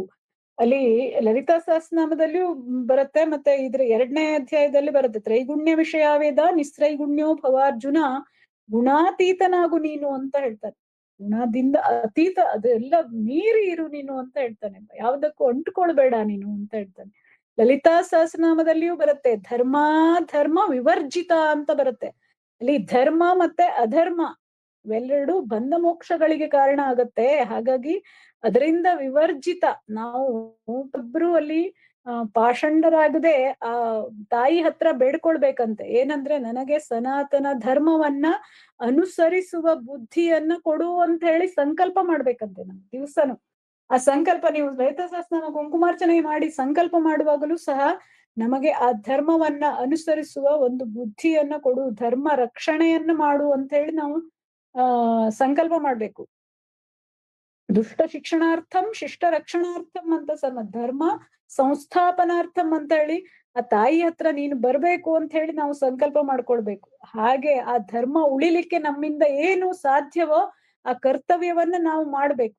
ಈಗ ಇವರು ಮಾಡ್ತಾ ಇದ್ದ ಹಾಗೆ ಹೆಗಡೆಯವರು, ನಾವು ಸಹ ನಮ್ಮ ಕೈಯಲ್ಲಿ ಎಷ್ಟು ಸಾಧ್ಯವೋ ಅಷ್ಟು ರಕ್ಷಣೆಯನ್ನ ನಾವು ಧರ್ಮಕ್ಕಾಗಿ ನಾವು ಮಾಡ್ಬೇಕು. ಅದು ಪರಮಾತ್ಮನಿಗೆ ಸಂತೋಷ ಆಗ್ಲಿಕ್ಕೆ, ಯಾರನ್ನ ಸಂತೋಷ ಪಡ್ಲಿಕ್ಕೆ ನಾವು ಕರ್ಮವನ್ನು ಮಾಡಬಾರ್ದು. ನಮ್ಗೆ ಪರಮಾತ್ಮ ಅಷ್ಟೇ ಸಂಬಂಧ. ಹಾಗಾಗಿ ಅವನನ್ನ ನಂಬಿ ನಾವು ನಮ್ ಕೆಲಸವನ್ನ ಮಾಡ್ಬೇಕು, ಧರ್ಮವನ್ನ ರಕ್ಷಣೆ ಮಾಡ್ಬೇಕು. ಹಾಗಾಗಿ ಅವನಿಗೋಸ್ಕರ ನಾವು ಕೆಲಸ ಮಾಡ್ಬೇಕು. ಇಲ್ಲಿ ಆ ಮತ್ತೆ ಸದಾಚಾರ ಪ್ರವರ್ತಿಕ ಅಂತ ಹೇಳಿದ್ದಾರೆ ಲಲಿತಾ ಸಹಸ್ರ. ಯಾರು ಆ ಧರ್ಮದ ರಕ್ಷಣೆಯನ್ನ ಮಾಡ್ತಾರೋ ಅವರನ್ನ ಸದಾಚಾರಿಗಳನ್ನಾಗಿ ಮಾಡ್ತಾಳಂತೆ ತಾಯಿ. ಹಾಗಾಗಿ ಆ ಸದಾಚಾರಿಗಳಾಗ್ಬೇಕು ಅಂದ್ರೆ ನಾವು ಏನ್ ಮಾಡ್ಬೇಕು, ಧರ್ಮ ರಕ್ಷಣೆಯನ್ನ ಮಾಡ್ಬೇಕು ಅಂತ. ಇಲ್ಲಿ ಮುಂದನೇದು 9ನೇದು ಸತ್ಯಂ ಅಂತ ಬದೆ. ಸತ್ಯಂ ಅಂದ್ರೆ ಸತ್ಯವನ್ನೇ ಹೇಳ್ಬೇಕು ಅಂತ. ಸತ್ಯ ಸತ್ಯಂ ವದ ಪ್ರಿಯಂ ವದ ಅಂತ ಹೇಳಿ ಕಠೋರತೆ ಇರಬಾರ್ದು ಅಂತ ಸತ್ಯದಲ್ಲಿಯೂ ಸಹ. ಸತ್ಯ ಅಸತ್ಯ ಬರೇ ಕ್ರಿಯೆ ಅಲ್ಲ, ಅದು ಸತ್ಯ ಅಸತ್ಯ ಅನ್ನೋದು ಕ್ರಿಯೆ ಅಲ್ಲ, ಅದರ ಉದ್ದೇಶ ಒಳ್ಳೆಯದಿರ್ಬೇಕು ಅಂತ. ಇಲ್ಲಿ ಕೃಷ್ಣನೇ ಅರ್ಜುನನಿಗೆ ಒಂದು ಕಥೆಯನ್ನ ಹೇಳ್ತಾನಂತೆ. ಒಬ್ಬ ಬಡವ ತನ್ನ ಎಲ್ಲ ಏನು ಗಳಿಸಿದ ಹಣವನ್ನ, ಕಷ್ಟಪಟ್ಟು ದುಡಿದ ಹಣವನ್ನ ತೆಗೆದುಕೊಂಡು ಅರಣ್ಯದಲ್ಲಿ ಬರ್ತಾ ಇದ್ದ. ಹಾಗೆ ಬರುವಾಗ ಅವನ ಹಿಂದೆ ಒಂದಿಷ್ಟು ದರೋಡೆಕೋರರು ಹಿಂದ್ ಬೀಳ್ತಾರೆ. ಆಗ ಅವರಿಂದ ರಕ್ಷಣೆ ಪಡಿಬೇಕಲ್ಲ ಅಂತ ಓಡಿ ಬಂದು ಒಂದು ಆಶ್ರಮದೊಳಗೆ ಹೋಗ್ತಾನೆ. ಆಶ್ರಮದಲ್ಲಿ ಹೋದಾಗ ಆ ದರೋಡೆಕೋರರು ಅವನನ್ನು ಅನುಸರಿಸಿ ಬಂದು ಕೇಳ್ತಾರೆ ಆಶ್ರಮದಲ್ಲಿ, ಇಲ್ಲಿ ಒಬ್ಬನು ಹೀಗೆ ಅದು ಹೋಗ್ತಾ ಇದ್ದ, ಕೈಯಲ್ಲಿ ಗಂಟು ಹಿಡ್ಕೊಂಡಿದ್ದ, ಇದಾನ ಅವನು ಅಂತ ಕೇಳ್ತಾರೆ. ಆಗ ಯತಿಗಳು ಹೇಳ್ತಾರೆ, ಇಲ್ಲ ಬಂದಿಲ್ಲ ಅವನು ಅಂತ. ಹಾಗೆ ಹೇಳಿದಾಗ ಅದು ಅಸತ್ಯ ಆಗ್ಲಿಲ್ವಾ? ಅವರು ಯತಿಗಳಾಗಿ ಅಲ್ಲಿ ಅಸತ್ಯವನ್ನ ಹೇಳ್ಬಹುದಾ? ಅಂದ್ರೆ ಅದು ಅಲ್ಲಿ ಉದ್ದೇಶ ಒಳ್ಳೆಯದಿದೆ ಅಂತ. ಹಾಗೆ ಉದ್ದೇಶ ಒಳ್ಳೆಯದಿದ್ದು ಅಲ್ಲಿ ನೋಡು, ಸತ್ಯವು ಅಲ್ಲಿ ಅಸತ್ಯವು ಸತ್ಯವಾಯ್ತು ಅಂತ. ಆಗ ಹಾಗೆ ದ್ರೋಣಾಚಾರ್ಯರನ್ನ ಮಹಾಭಾರತದಲ್ಲಿ ಸೋಲಿಸಿದ್ದು, ಅವರನ್ನ ನಿಶಸ್ತ್ರರನ್ನಾಗಿ ಮಾಡಿದ್ದು, ಹಾಗೆ ಆ ಯುದ್ಧದಲ್ಲಿ ಅಶ್ವತ್ಥಾಮೋ ಹತಃ ಕುಂಜರಃ ಅಂತ ಹೇಳಿದ್ದು, ಅದು ಧರ್ಮರಾಜನ ಹತ್ರ ಹೇಳಿಸ್ತಾನೆ ಪರಮಾತ್ಮನೇ. ಹಾಗೆ ಅದು ಆ ಲೋಕ ಕಲ್ಯಾಣಕ್ಕೋಸ್ಕರ ಮಾಡಿದ್ದು ಅಷ್ಟೊಂದು. ಮತ್ತೆ ದ್ರೋಣರ ಮೇಲೆ ಒಂದು ಕೃಪೆಯೂ ಸಹ ಕೃಷ್ಣನಿಗೆ. ಯಾಕೆಂದ್ರೆ ಮತ್ತೆ ಸಾಕು, ಯಾವುದೋ ಒಂದು ಅಂದ್ರೆ ಆ ಯಾವಾಗ್ಲೂ ಕೆಟ್ಟ ಕೆಲಸವನ್ನೇ ಮಾಡದ ದ್ರೋಣಾಚಾರ್ಯರು ಇಷ್ಟೊಂದು ಅಮಾಯಕರನ್ನ ಹತ್ಯೆ ಮಾಡ್ತಾ ಇದ್ದಾರಲ್ಲ ಅನ್ನುವ ಒಂದು ದೃಷ್ಟಿ, ಮತ್ತೆ ಆ ದುರ್ಯೋಧನನ ಸಾಥ್ ಕೊಟ್ಟು ಕೆಲಸವನ್ನ ದುಷ್ಟರಿಗೆ ಸಹಾಯ ಮಾಡದಂತೆ ಅವರನ್ನ ಸತ್ಯ ಪಾಪದಿಂದ ರಕ್ಷಣೆ ಮಾಡ್ಬೇಕು ಅಂತಾನು ಕೃಷ್ಣನ ಒಂದು ಸಂಕಲ್ಪ. ಹಾಗಾಗಿ ದ್ರೋಣರಿಗೆ ಒಳ್ಳೆಯದಾಗ್ಲಿಕ್ಕೂ ಸಹ, ಮತ್ತೆ ಮಾರಣ ಹೋಮ ನಿಲ್ಲಲಿ ಅಂತನು ಅಂತಹ ಸತ್ಯವನ್ನ, ದೃಪದ ಮತ್ತೆ ವಿರಾಟ ರಾಜನನ್ನೆಲ್ಲ ಅವರು ಕೊಂದಿದ್ರು ಆ ದಿವ್ಸನೇ. ಅದಕ್ಕಾಗಿ ಅವರ ಮೇಲೆ ಸ್ವಲ್ಪ ನಿಗ್ರಹ ಮಾಡ್ಬೇಕು ಅಂತ ಅಸತ್ಯವನ್ನ ಹೇಳಿಸಿದ್ರು. ಅವ್ರು ಹೇಳಿದ್ದು ಸತ್ಯನೇ, ಅವ್ರು ಕೇಳಿಸ್ಕೊಂಡಿದ್ದು ಹಾಗೆ ಅಂತ. ಅಲ್ಲಿ ಆ ಭೀಮಸೇನ ಏನ್ ಮಾಡ್ತಾನಂತೆ ಅಂದ್ರೆ, ಮಾಲವ ದೇಶದ ರಾಜ, ಅವನ ಹೆಸರು ಮಾಲವ ದೇಶದ ರಾಜ, ಅವನು ಇಂದ್ರವರ್ಮ ಅಂತ. ಅವನನ್ನು ಸೋಲಿಸಿ ಅವನ ಆನೆಯನ್ನ ಕೊಂದಿದ್ನಂತೆ ಆ ಭೀಮ. ಆ ಕೊಂದಾಗ ಅವನು ಕೂಗ್ತಾ ಬರ್ತಾ ಇದ್ನಂತೆ, ಅಶ್ವತ್ಥಾಮೋ ಹತಃ ಅಶ್ವತ್ಥಾಮೋ ಹತಃ ಅಂತ. ಅಂದ್ರೆ ಅವಾಗ ಅದನ್ನ ಕೇಳಿಸ್ಕೊಂಡು ದ್ರೋಣಾಚಾರ್ಯ ಕೇಳ್ತಾ ಇದ್ದಾರಂತೆ ಧರ್ಮರಾಜನ ಹತ್ರ, ಭೀಮನ ಹತ್ರ ಕೇಳಲಿಲ್ಲ. ಹೌದಾ ಅಶ್ವತ್ಥಾಮ ಸತ್ತೋದ್ನಾ ಅಂತ. ಆಗ ಧರ್ಮರಾಜ ಏನ್ ಮಾಡ್ತಾನೆ, ಕೃಷ್ಣನ ಮುಖ ನೋಡ್ತಾನೆ. ಕೃಷ್ಣ ಹೇಳ್ತಾನೆ ಇದೇ ಅವಕಾಶ ಹೇಳು ಹೌದು ಅಂತ. ಅಶ್ವತ್ಥಾಮ ಹತ ಸಣ್ಣದಾಗೆ ಹೇಳು ಕುಂಜರ ಅಂತ ಶಂಕ ಉತ್ತಾನೆ ಅಂತೋದು ಇದೆ ಅಲ್ಲಿ. ಹಾಗಾಗಿ ಆ ಒಂದು ಅಸತ್ಯವು ಅಲ್ಲಿ ಸತ್ಯ ಆಯ್ತು ಅಂತ. ಅಂದ್ರೆ ಸತ್ಯದ ಜ್ಞಾನ ಇರ್ಬೇಕು ನಮ್ಗೆ, ಸತ್ಯವನ್ನ ಹೇಳುವಾಗ್ಲೂ ಸಹ ಅದರ ಅರಿವಿರ್ಬೇಕು ನಮ್ಗೆ. ಎಲ್ಲವೂ ಸತ್ಯವಾಗೋದಿಲ್ಲ ನೋಡಿ, ಕಣ್ಣಿಗೆ ಕಾಣೋದೆಲ್ಲ ಸತ್ಯ ಅಲ್ಲ ಅಂತ ಹೇಳ್ತಾರೆ, ಪರಾಂಬರಿಸಿ ನೋಡು ಅಂತ ಹೇಳ್ತಾರೆ. ಹಾಗಾಗಿ ಆ ಸತ್ಯದ ಅರಿವು ನಮಗೆ ಆಗ್ಬೇಕು. ಅಂದ್ರೆ ಆ ಸತ್ಯ ಹರಿಶ್ಚಂದ್ರನ ಕಥೆ ಇದೆ. ಹಾಗೆ ಸತ್ಯವೇ ಧರ್ಮ, ಸತ್ಯವೇ ನಮ್ಮ ತಾಯಿ ತಂದೆ, ಸತ್ಯವೇ ನಮ್ಮ ಬಂಧು ಬಳಗ, ಸತ್ಯವಾಕ್ಯಕ್ಕೆ ತಪ್ಪಿ ನಡೆದರೆ ಮೆಚ್ಚನ ಪರಮಾತ್ಮನು ಅಂತ ಹೇಳಿದ ಆ ಗೋವಿನ ಕಥೆ ಇದೆ ಅಲ್ವಾ. ಅಂತಹ ಕಥೆ ಆ ಸತ್ಯವನ್ನ ಎಷ್ಟು ಚಂದವಾಗಿ ವರ್ಣಿಸಿದೆ. ನಾವು ಸತ್ಯವನ್ನು ಮಾತಾಡಿದ್ರೆ ಪುಣ್ಯಕೋಟಿಯ ಆ ಹಾಡು ಇನ್ನೂ ನಮಗೆ ಚಿಕ್ಕಂದಿನಿಂದ ಕಲ್ತಿದ್ದು ಇನ್ನೂ ಎಷ್ಟು ಚೆನ್ನಾಗಿ ನೆನಪಿದೆ. ಹಾಗಾಗಿ ಆ ಸತ್ಯವನ್ನ ನಾವು ಪಾಲಿಸಬೇಕು ಅಂತ. ಹಾಗೆ ಅಕ್ರೋಧ, 10ನೇದು ಅಕ್ರೋಧ, ಕ್ರೋಧ ಬರ್ಲೇಬಾರ್ದು ಅಂತ 2ನೇ ಅಧ್ಯಾಯದಲ್ಲೂ ಪರಮಾತ್ಮ ಹೇಳ್ತಾನೆ. ಆ ಕ್ರೋಧ ನಮ್ಮ ಕಾಲ್ ಮೇಲೆ ನಮ್ ಕಲ್ಲು ಹಾಕೊಂಡ ಹಾಗೆ ಅಂತ. ಅಂತಹ ಕ್ರೋಧಕ್ಕೆ ನಾವು ಕೈ ಕೊಡಬಾರ್ದು, ಕ್ರೋಧಕ್ಕೆ ನಾವು ಮನಸ್ಸನ್ನ ಕೊಡಬಾರ್ದು ಅಂತ. ಅಲ್ಲಿ ಕೃಷ್ಣ ಇದು ಉದಾಹರಣೆ ಹೇಳಲಿಕ್ಕೆ ಸಮಯ ಆಯ್ತಾ ಬಂತು ಅನ್ಸುತ್ತೆ. ಕೃಷ್ಣ ಭೀಷ್ಮರ ಯುದ್ಧವನ್ನ ನೋಡಿ ಕೃಷ್ಣನಿಗೂ ಕೋಪ ಬರುತ್ತೆ. ಅರ್ಜುನಿಗೆ ಹೇಳ್ತಾನೆ, ನೀನೇನು ಸುಮ್ನೆ ಕುತ್ಕೊಂಡು ಆಟ ಆಡ್ತಾ ಇದೀಯಲ್ವಾ, ಭೀಷ್ಮರು ಅಷ್ಟೊಂದು ಸೈನಿಕರನ್ನ, ಅಮಾಯಕರನ್ನ ಕೊಲ್ತಾ ಇದ್ದಾರೆ, 10,000 ಸೈನಿಕರು ದಿವ್ಸನೂ ಸಾಯ್ತಾ ಇದ್ದಾರೆ, ಆಟ ಆಡ್ತಾ ಇದೀಯಾ ಅಂತ ಹೇಳಿ ಸಿಟ್ಟು ಬಂದ್ಕೊಂಡು ಕೆಳಗಿಳ್ತಾನೆ. ಕ್ರೋಧ ಮಾಡ್ದ ಹಾಗೆ ತೋರಿಸ್ಕೊಳ್ತಾನೆ. ಅಲ್ಲಿ ಭೀಷ್ಮರ ಒಂದು ಪ್ರತಿಜ್ಞೆಯೂ ಉಳಿಬೇಕು ಅನ್ನೋದು ಅವನ ಇಚ್ಛೆ, ಭಗವಂತನ ಇಚ್ಛೆ ನೋಡಿ ಭಕ್ತರ ಮೇಲೆ ಎಷ್ಟು ಕೃಪೆ ಅಂತ. ಹಾಗೆ ಕ್ರೋಧವನ್ನು ತೋರಿಸಿ ಅವನು ಅರ್ಜುನ ಕೆಲಸ ಮಾಡುವ ಹಾಗೆ, ಅರ್ಜುನ ಸರಿಯಾಗಿ ಯುದ್ಧ ಮಾಡುವ ಹಾಗೆ ಮಾಡ್ತಾನೆ. ಹಾಗೆ ಆ ಧರ್ಮ ರಕ್ಷಣೆಯನ್ನ ಮಾಡುವಾಗ ನಾವು ಆ ಕ್ರೋಧಗೊಳ್ಳಬಾರ್ದು. ಕ್ರೋಧ ನಮಗೆ ಅಲ್ಲಿ ಒಳ್ಳೆಯ ಗುಣ ಅಲ್ಲ ಅನ್ನೋದನ್ನ, ಇಲ್ಲಿ ಧರ್ಮ ಅಲ್ಲ, ಕ್ರೋಧ ಧರ್ಮ ಅಲ್ಲ. ನಮ್ಮ ಧರ್ಮವನ್ನ ನಮ್ಮಲ್ಲಿ ನಾವು ಉಳಿಸ್ಕೊಳ್ಬೇಕು, ಧರ್ಮ ರಕ್ಷಣೆ ಮಾಡ್ಬೇಕು ಅಂದ್ರೆ ಸಿಟ್ಟು ಬರ್ಲೇಬಾರ್ದು ಅಂತ. ಇಲ್ಲಿ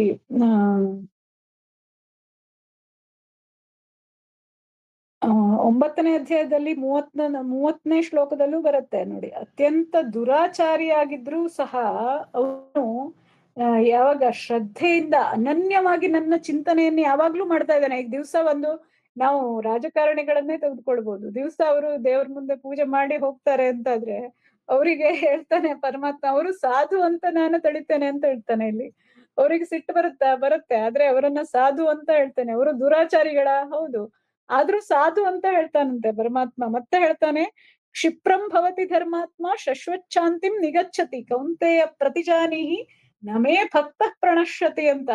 ನಿಶ್ಚಯವ ಬುದ್ಧಿಯುಳ್ಳವರು, ಅವರು ಯಾವಾಗ್ಲೂ ನನ್ನನ್ನ ಸ್ಮರಿಸ್ತಾರೆ ಒಂದ್ಸಲ ಆದ್ರೂ. ಅಂದ್ರೆ ಅವರು ಧರ್ಮಾತ್ಮರಾಗ್ತಾರೆ, ಬೇಗನೆ ಆಗ್ತಾರೆ ಅಂತ ಹೇಳ್ತಾನೆ. ನಿಶ್ಚಯವಾಗಿ ಇರುವವರು ಬೇಗನೆ ಧರ್ಮಾತ್ಮರಾಗ್ತಾರೆ, ಮತ್ತೆ ಶಾಶ್ವತ ಶಾಂತಿಯನ್ನ ಅಂದ್ರೆ ನನ್ನನ್ನ ಹೊಂದ್ತಾರೆ. ಅವರು ನಾಶ ಆಗ್ಲಿಕ್ಕೆ ನಾನು ಬಿಡೋದೇ ಇಲ್ಲ ಅಂತ ಹೇಳ್ತಾನೆ. ಎಷ್ಟು ಪ್ರೀತಿ ನೋಡಿ ಭಗವಂತನಿಗೆ, ದುಷ್ಟರ ಮೇಲೂ ಸಹ ಅಷ್ಟು ಪ್ರೀತಿ ಇದೆ ಅವನಿಗೆ. ಅಂದ್ರೆ ಅವನ ಚಿಂತನೆಯನ್ನೇ ಯಾವಾಗ್ಲೂ ಮಾಡ್ಬೇಕು ಅಂತ.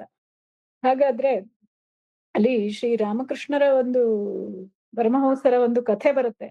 ಅಲ್ಲಿ ಸುರೇಂದ್ರ ಅನ್ನೋ ಒಬ್ನಿರ್ತಾನೆ, ಅವನು ದುಶ್ಚಟಗಳ ದಾಸನಾಗಿರ್ತಾನೆ.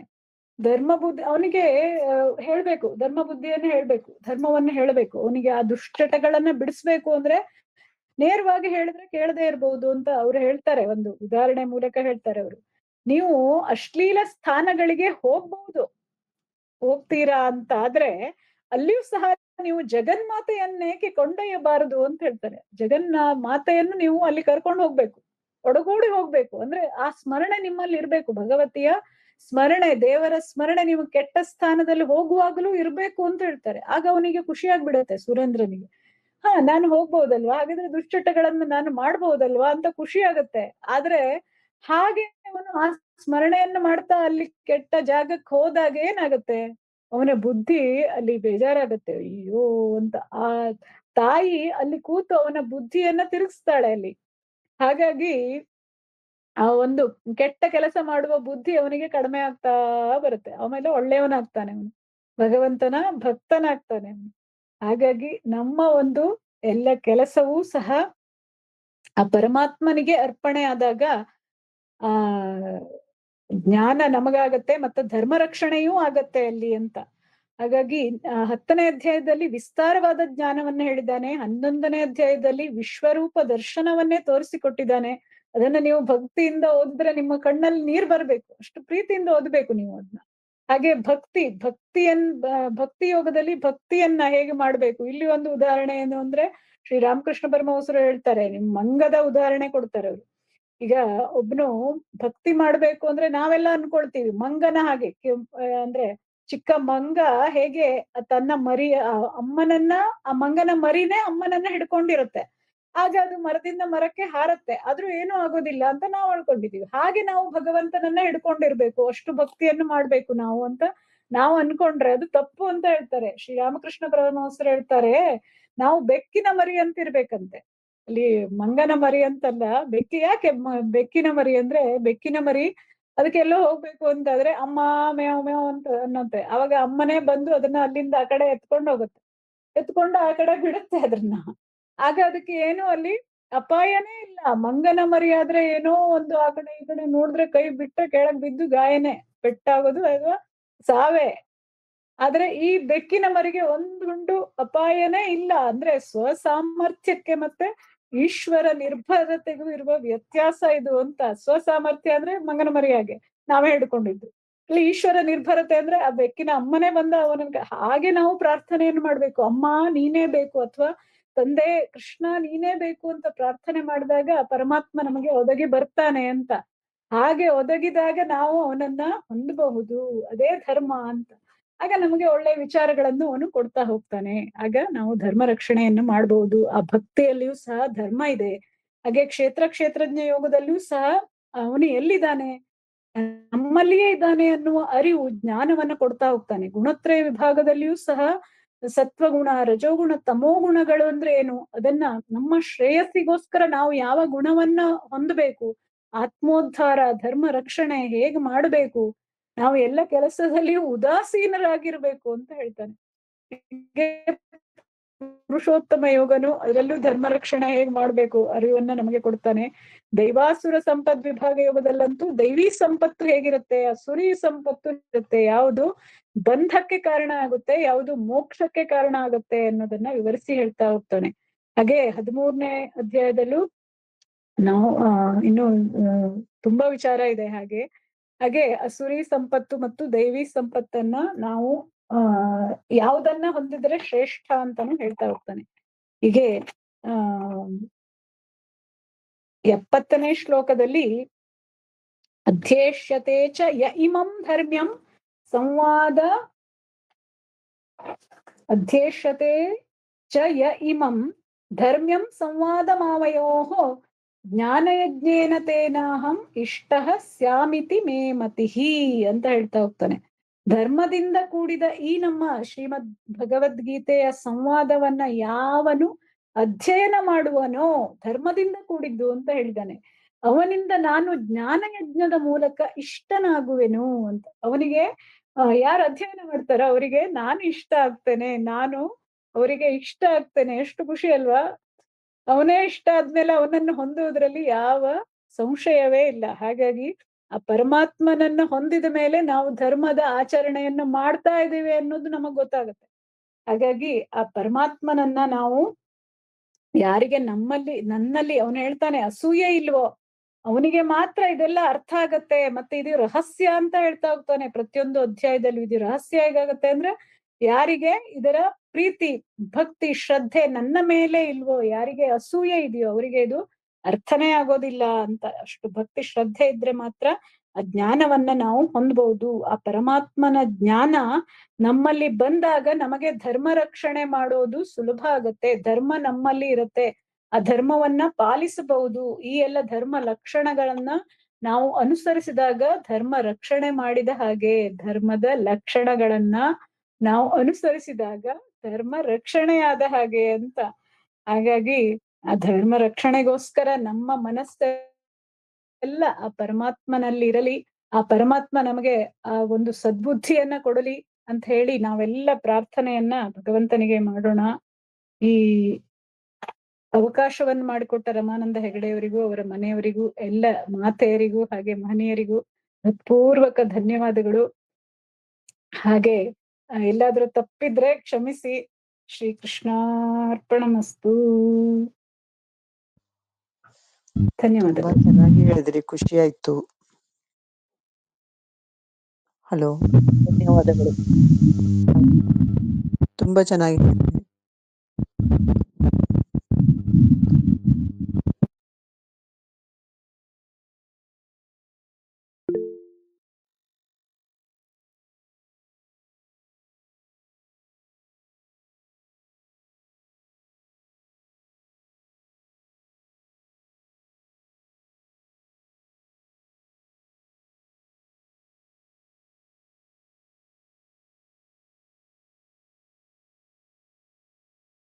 ಚೆನ್ನಾಗಿ ಹೇಳಿದ್ರು ಭಗವದ್ಗೀತೆ ಇದನ್ನು. ಧನ್ಯವಾದ ಅಕ್ಕ, ನಿಮ್ಗೆ ಧನ್ಯವಾದ. ಹರಿ ಓಂ.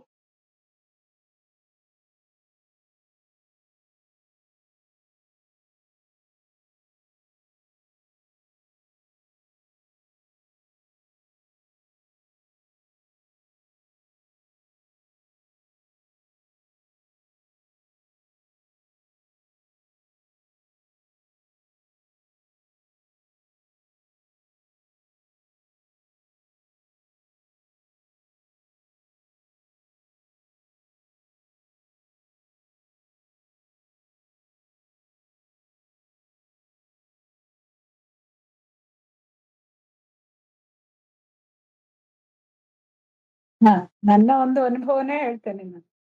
ಏನಂದ್ರೆ ನಾವು ಮಕ್ಕಳಿಗೆ ಆ ರಾಮನನ್ನ ಅಥವಾ ಹನುಮಂತನನ್ನ ದಿವ್ಸ